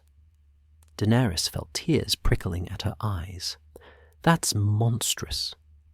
Aegon was a monster, Viserys agreed. He would become King Aegon IV, called Aegon the Unworthy, the worst king in Targaryen history. But that came later. For now, he was just a prince who tormented his wife and his brother for his own amusement. He turned several pages, his fingers gentle on the ancient parchment. Nerys bore Aegon 2 children who survived, a daughter, Daenerys, and a son, Daeron. Each pregnancy nearly killed her. The maesters warned that another child would be fatal, but Aegon didn't care. He wanted more heirs, wanted to prove his virility. How did she survive? Daenerys whispered. Barely, and with Aemon's support, though it had to remain hidden. Viserys read from the book. The Dragon Knight was said to visit the queen when she was ill, bringing her books and flowers from the gardens, sitting silently by her bedside while she recovered. The king mocked these visits, calling his brother a nursemaid and worse. But Aemon never responded to the taunts. He simply continued his vigil, as constant as the stars. Viserys looked up. Can you imagine it, Dany? Loving someone that deeply and being able to do nothing but watch them suffer? Having to stand guard while they cried themselves to sleep? Being so close you could touch them, but knowing that any gesture of comfort would be a betrayal of everything you'd sworn to uphold. I don't know how he bore it, Daenerys said. Neither do I, but he did, for decades. He served 3 kings, his father Viserys, his brother Aegon, and eventually his nephew Daeron. He fought in tournaments and won glory. He saved kings from assassins. He became the most celebrated knight in the realm. And through it all, he loved Nerys in silence. Viserys stood and walked to the window, staring out at the night sky. There were rumours, of course. There are always rumours. Some said that Nerys' children were not Aegon's, but Aemon's, conceived in secret, fruit of forbidden love. Aegon himself spread these lies, calling his own son a bastard, trying to delegitimize Daeron's claim to the throne. Were they true? Daenerys asked. No. Viserys' voice was firm. At least, there's no evidence they were. Aemon and Nerys were both too honourable, too bound by their vows and their faith. They loved each other desperately, but they never consummated that love. They never betrayed their oaths, no matter how much they might have wanted to. He returned to his chair, suddenly looking exhausted. That's what makes the story so tragic, Dany. It's not about forbidden passion, about lovers who couldn't resist temptation. It's about 2 people who loved each other completely and chose duty over desire every single day for their entire lives. It's about the cost of honour when honour demands you sacrifice your happiness. How did it end?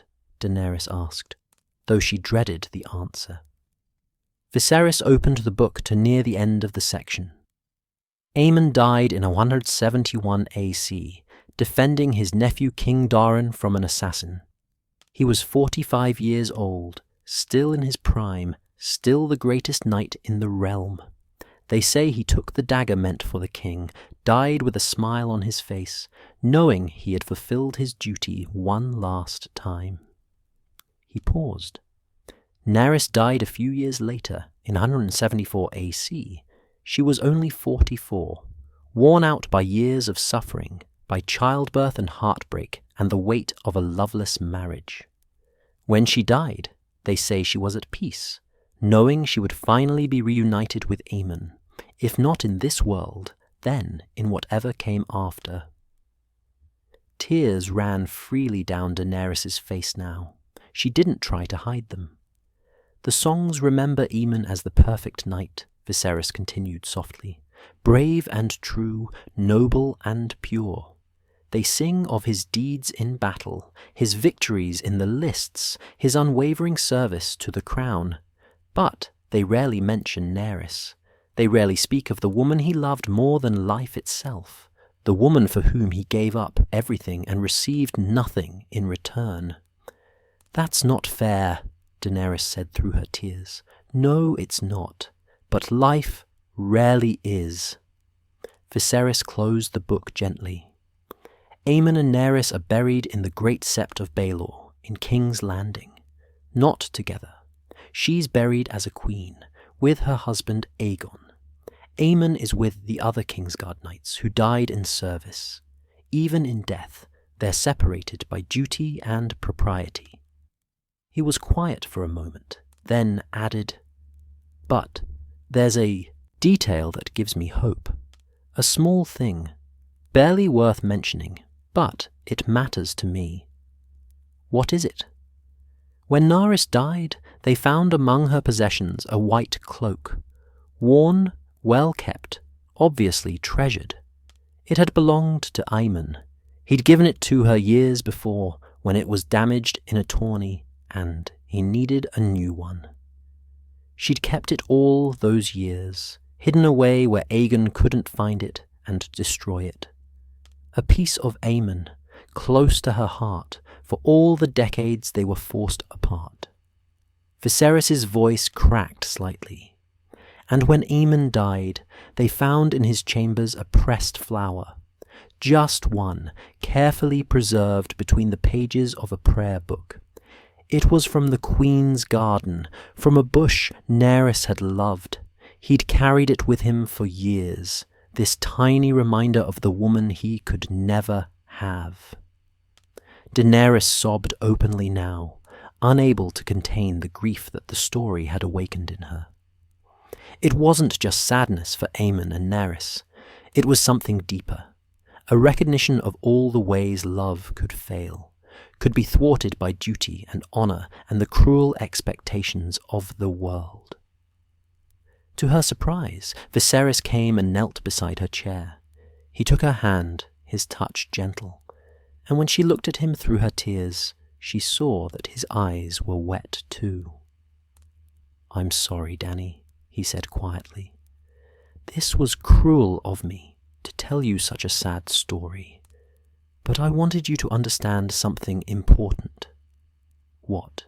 she managed to ask. "That love doesn't conquer all. That sometimes duty matters more than desire. That the noblest acts are often the ones that bring us the most pain." He squeezed her hand. Aemon could have run away with Nerys. He could have broken his vows, taken her across the narrow sea, lived out his days with the woman he loved. But he didn't. He chose honor over happiness, service over satisfaction. And history remembers him as the greatest knight who ever lived. "But he died alone," Daenerys whispered. "He spent his whole life loving someone he could never truly have." "Yes, and perhaps that's the point." Viserys released her hand and stood. "We Targaryens are taught that we're special, that the normal rules don't apply to us. We wed brother to sister. We ride dragons. We consider ourselves closer to gods than men.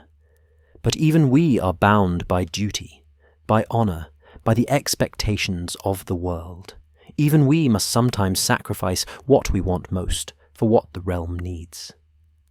He picked up the ancient book, holding it against his chest like something precious.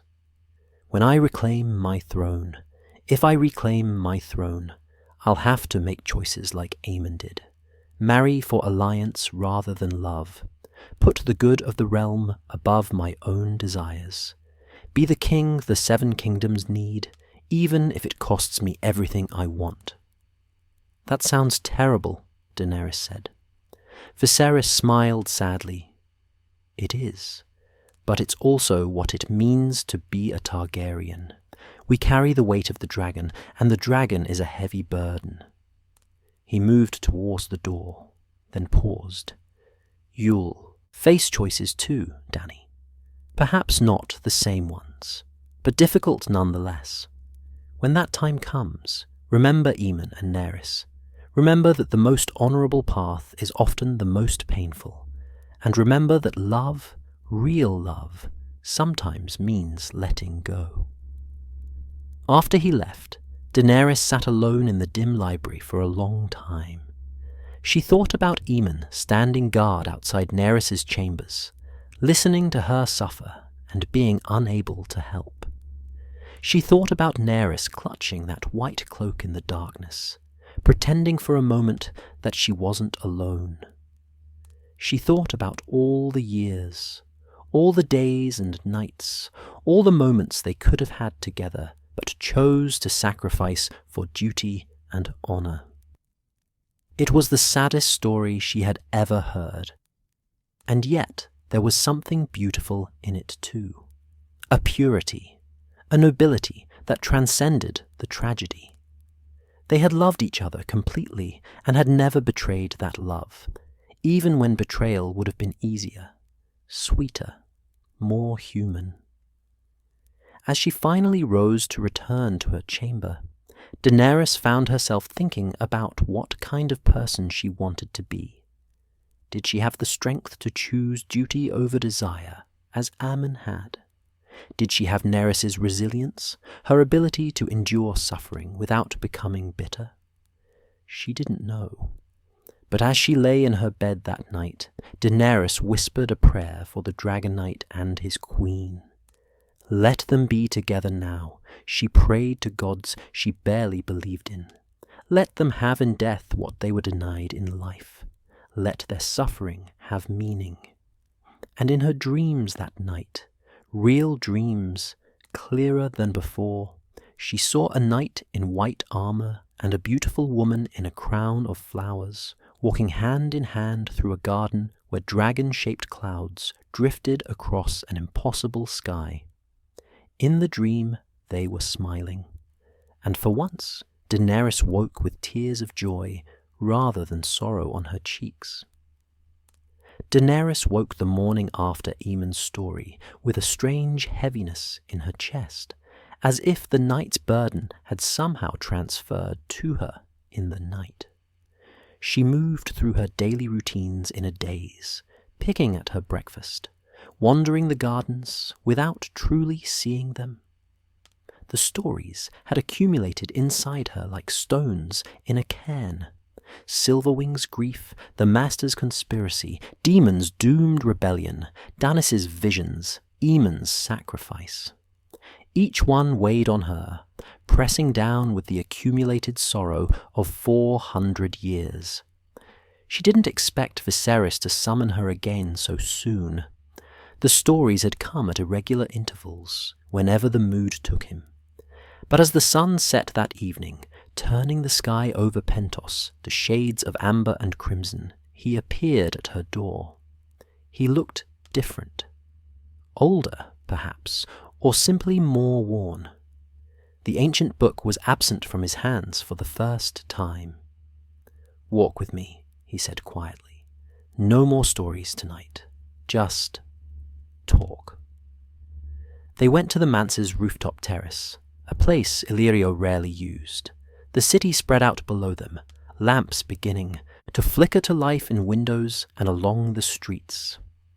The warm evening air carried the scent of spices and sea salt, the sounds of a city settling into night. Viserys leaned against the stone balustrade, staring out at the horizon where the sun was sinking into the sea. For a long time he said nothing, and Daenerys stood beside him in silence, waiting. "I've told you 5 stories," he said finally. 5 tales from our family's history, 5 pieces of the truth about what we were and what we lost. But I haven't told you why. Why? Daenerys repeated. Why I needed you to hear them. Why now? Why these particular tales? He turned to face her, his violet eyes catching the last rays of sunlight. "Do you remember what I said the first night? These stories are all we have left. Memories and dreams and tales of what we were." "I remember. I lied." Viserys smiled without humour. "Or rather, I didn't tell you the whole truth. These stories aren't all we have. They're all I have to give you." Daenerys felt a chill that had nothing to do with the evening breeze. "What do you mean?" Viserys looked away, back toward the darkening sea. "Illyrio has been making arrangements. He's found someone willing to support my claim to the Iron Throne. A powerful ally, or so he says. But the price..." He laughed bitterly. "The price is you, Dany." She had known this was coming in some distant part of her mind. She was 13 years old, a princess in exile, and princesses were always currency in the games that men played. But hearing it spoken aloud still felt like a blow. "Who?" she managed to ask. "Khal Drogo, a Dothraki warlord, one of the most powerful. He commands 40,000 riders, maybe more. Illyrio says that if you marry him, if you give him sons, he'll help me take back my throne. His khalasar will cross the narrow sea, and the 7 kingdoms will fall before us like wheat before the scythe." Viserys' hands gripped the balustrade so tightly his knuckles went white. "I know what you're thinking. The Dothraki are savages, horse lords who know nothing of civilization. You'll have to live among them, learn their ways, bear children to a man who doesn't speak your language. It's not what I wanted for you, Dany. It's not what you deserve. But it's necessary," Daenerys said quietly, surprised by how calm her voice sounded. "Yes, for the good of our house, for the throne that is rightfully mine, for everything our family lost when the usurper murdered our father and scattered us to the winds." He finally looked at her again. "I'm sorry, sweet sister. I wish there was another way." Daenerys thought about all the stories she'd heard over the past weeks, about sacrifice and duty, about choosing the harder path, about the cost of being Targaryen. She thought about Aemon, giving up the woman he loved, about Daemon, dying for a crown he believed was his by right, about Dennis, speaking truth that no one wanted to hear. "How long?" she asked. "Drogo will be here within the month. The wedding will follow soon after." Viserys hesitated.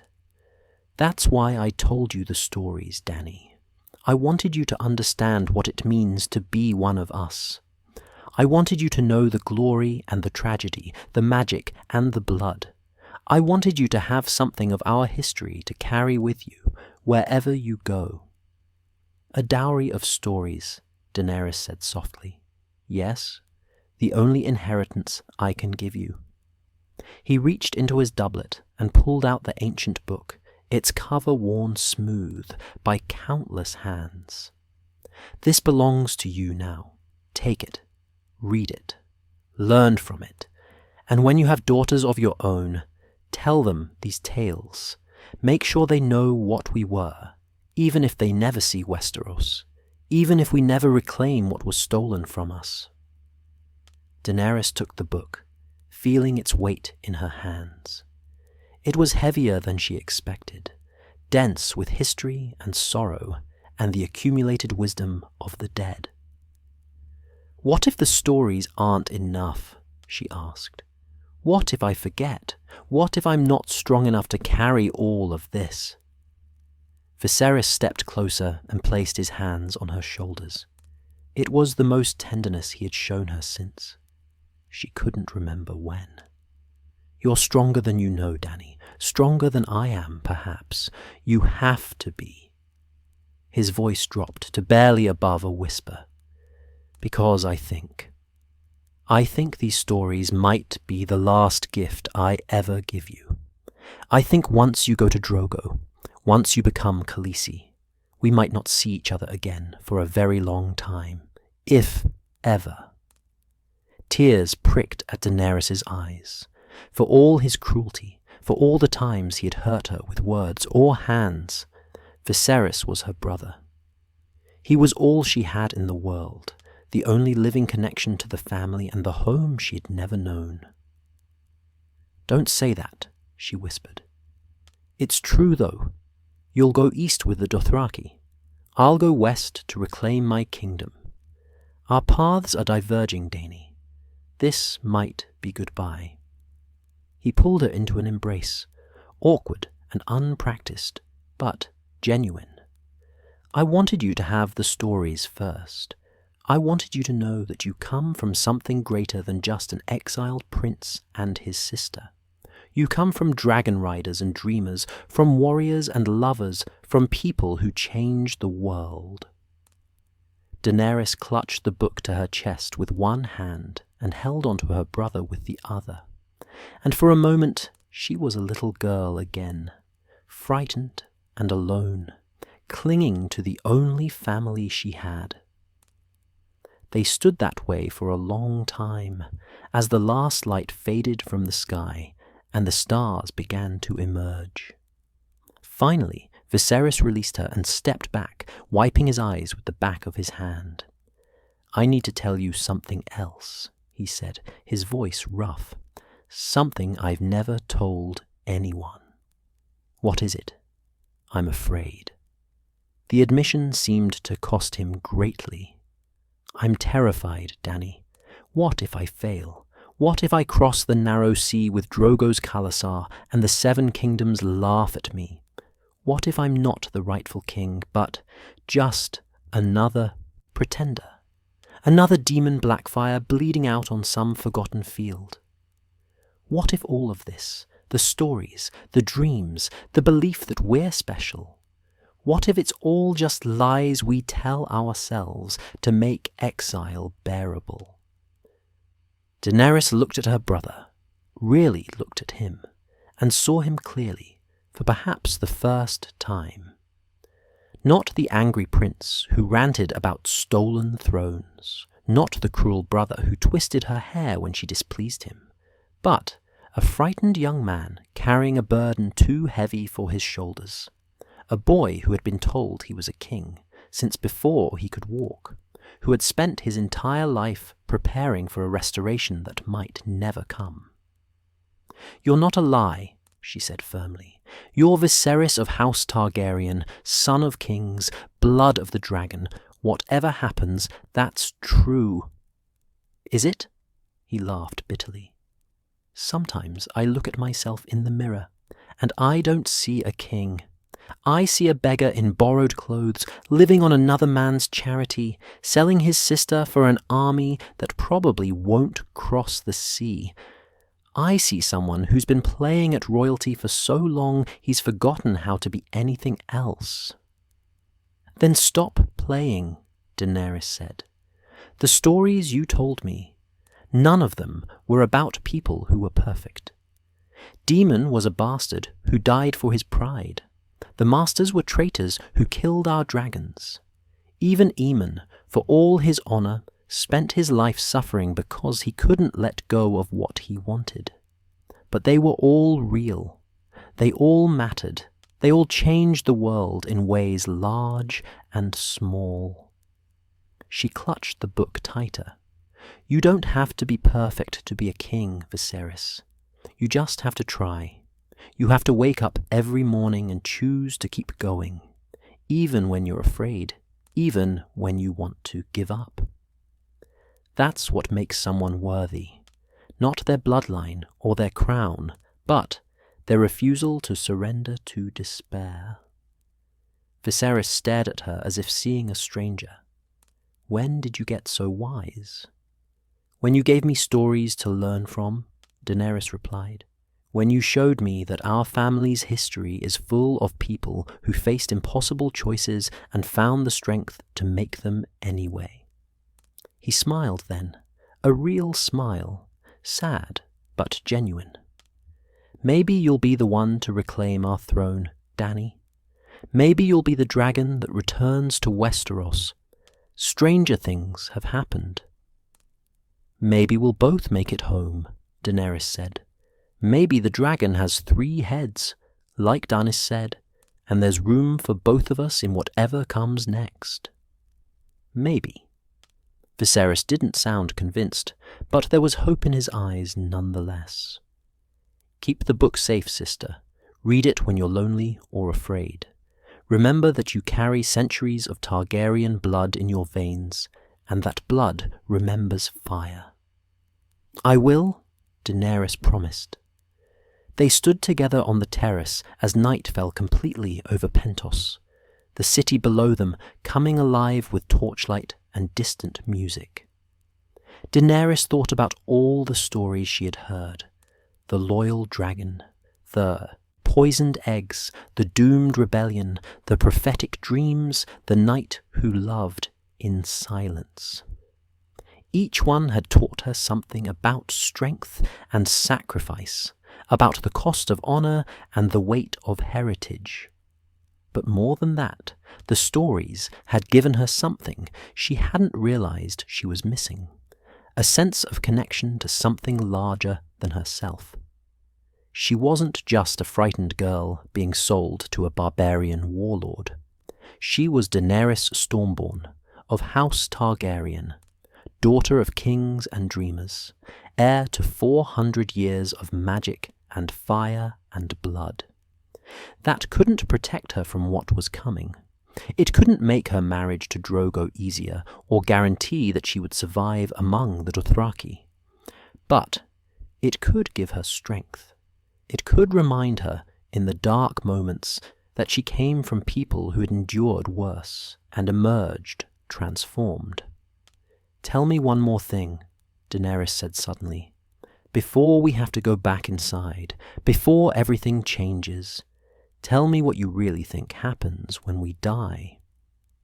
Viserys looked surprised by the question. "I don't know. The faith says we go to one of the 7 heavens, or 7 hells. The old gods don't speak of it. The Red Priests claim we all serve the Lord of Light in the end. Why do you ask?" "Because I want to believe that Aemon and Nerys are together now. I want to believe that Silverwing found Alysanne again, somehow, somewhere. I want to believe that all the suffering in your stories wasn't pointless, that it meant something beyond just ending." Viserys was quiet for a long moment, considering. "I think," he said slowly, "that the dead live on in the stories we tell about them. Aemon died 400 years ago, but tonight you wept for him. Silverwing's bones are dust, but her loyalty still matters. The Doom destroyed Valyria, but we're here because Daenerys dreamed and her father believed." He looked up at the stars, countless points of light in the darkness. "Maybe that's immortality, Dany. Not living forever, but being remembered. Being part of a story that outlasts your body, your name, your time. In that way, all the Targaryens who came before us are still alive. They live in you, in me, in the choices we make and the stories we tell." "Then I'll tell your stories," Daenerys said. "Wherever I go, whatever happens, I'll make sure people remember that Viserys Targaryen was real, that he mattered, that he tried. And I'll tell yours," Viserys said. "When I sit the Iron Throne, I'll have the singers compose songs about my brave sister who married a Dothraki Carl to save her brother's kingdom. You'll be remembered, Dany. I promise you that."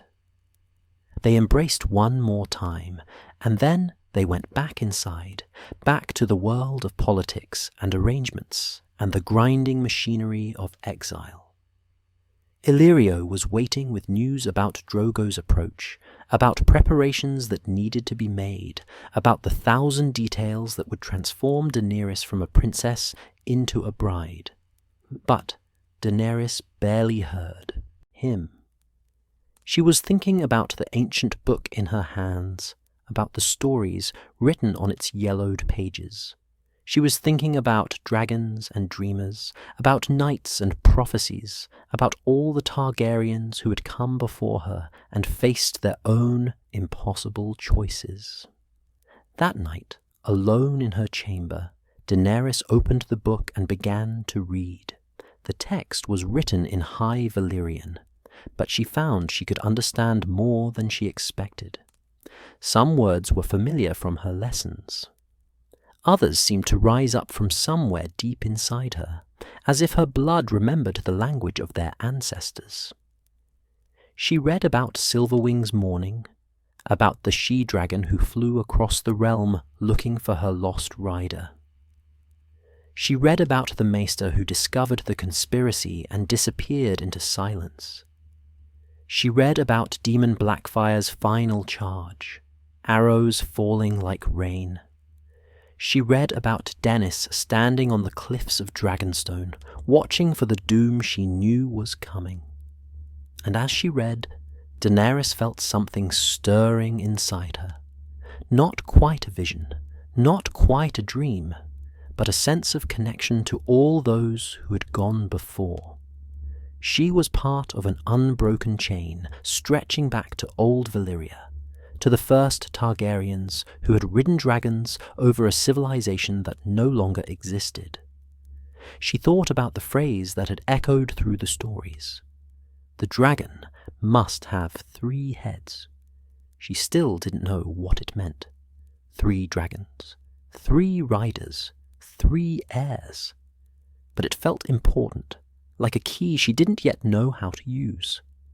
As sleep finally claimed her, Daenerys dreamed more vividly than ever before. She saw dragons, real dragons, not the withered things that had died out over a century ago, but great beasts of fire and fury. She saw cities burning and cities rising. She saw a red comet blazing across the sky. She saw herself, older, stronger, changed in ways she couldn't articulate, standing before a great darkness with fire in her hands. And she heard a voice, vast and ancient, speaking in Valyrian. The blood of the dragon remembers, the blood of the dragon dreams, the blood of the dragon wakes. She woke with tears on her cheeks and the certainty that everything was about to change. The stories Viserys had told her weren't just history, they were preparation. They were lessons for trials yet to come.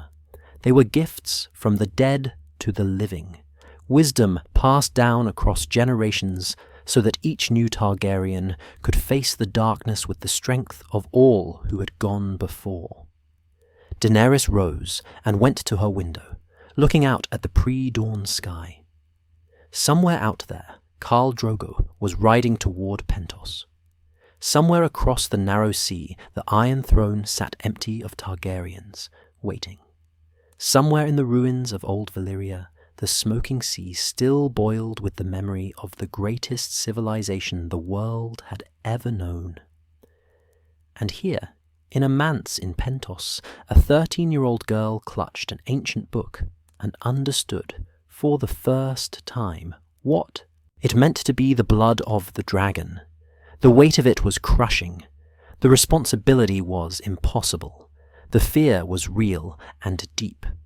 But so was the strength. So was the magic. So was the fire. Daenerys Stormborn of House Targaryen, daughter of dragons, keeper of stories, stood in the growing light and made herself a promise. Whatever came next, whoever she had to become, she would remember. She would carry the weight of dragons with honor. She would be worthy of the stories. And perhaps, one day, she would write her own. The sun rose over Pentos, burning away the last shadows of night. A new day was beginning. A new story was about to unfold. And somewhere, in the spaces between waking and dreaming, in the blood and the fire and the deep magic of the world, the dragons were listening, waiting, remembering.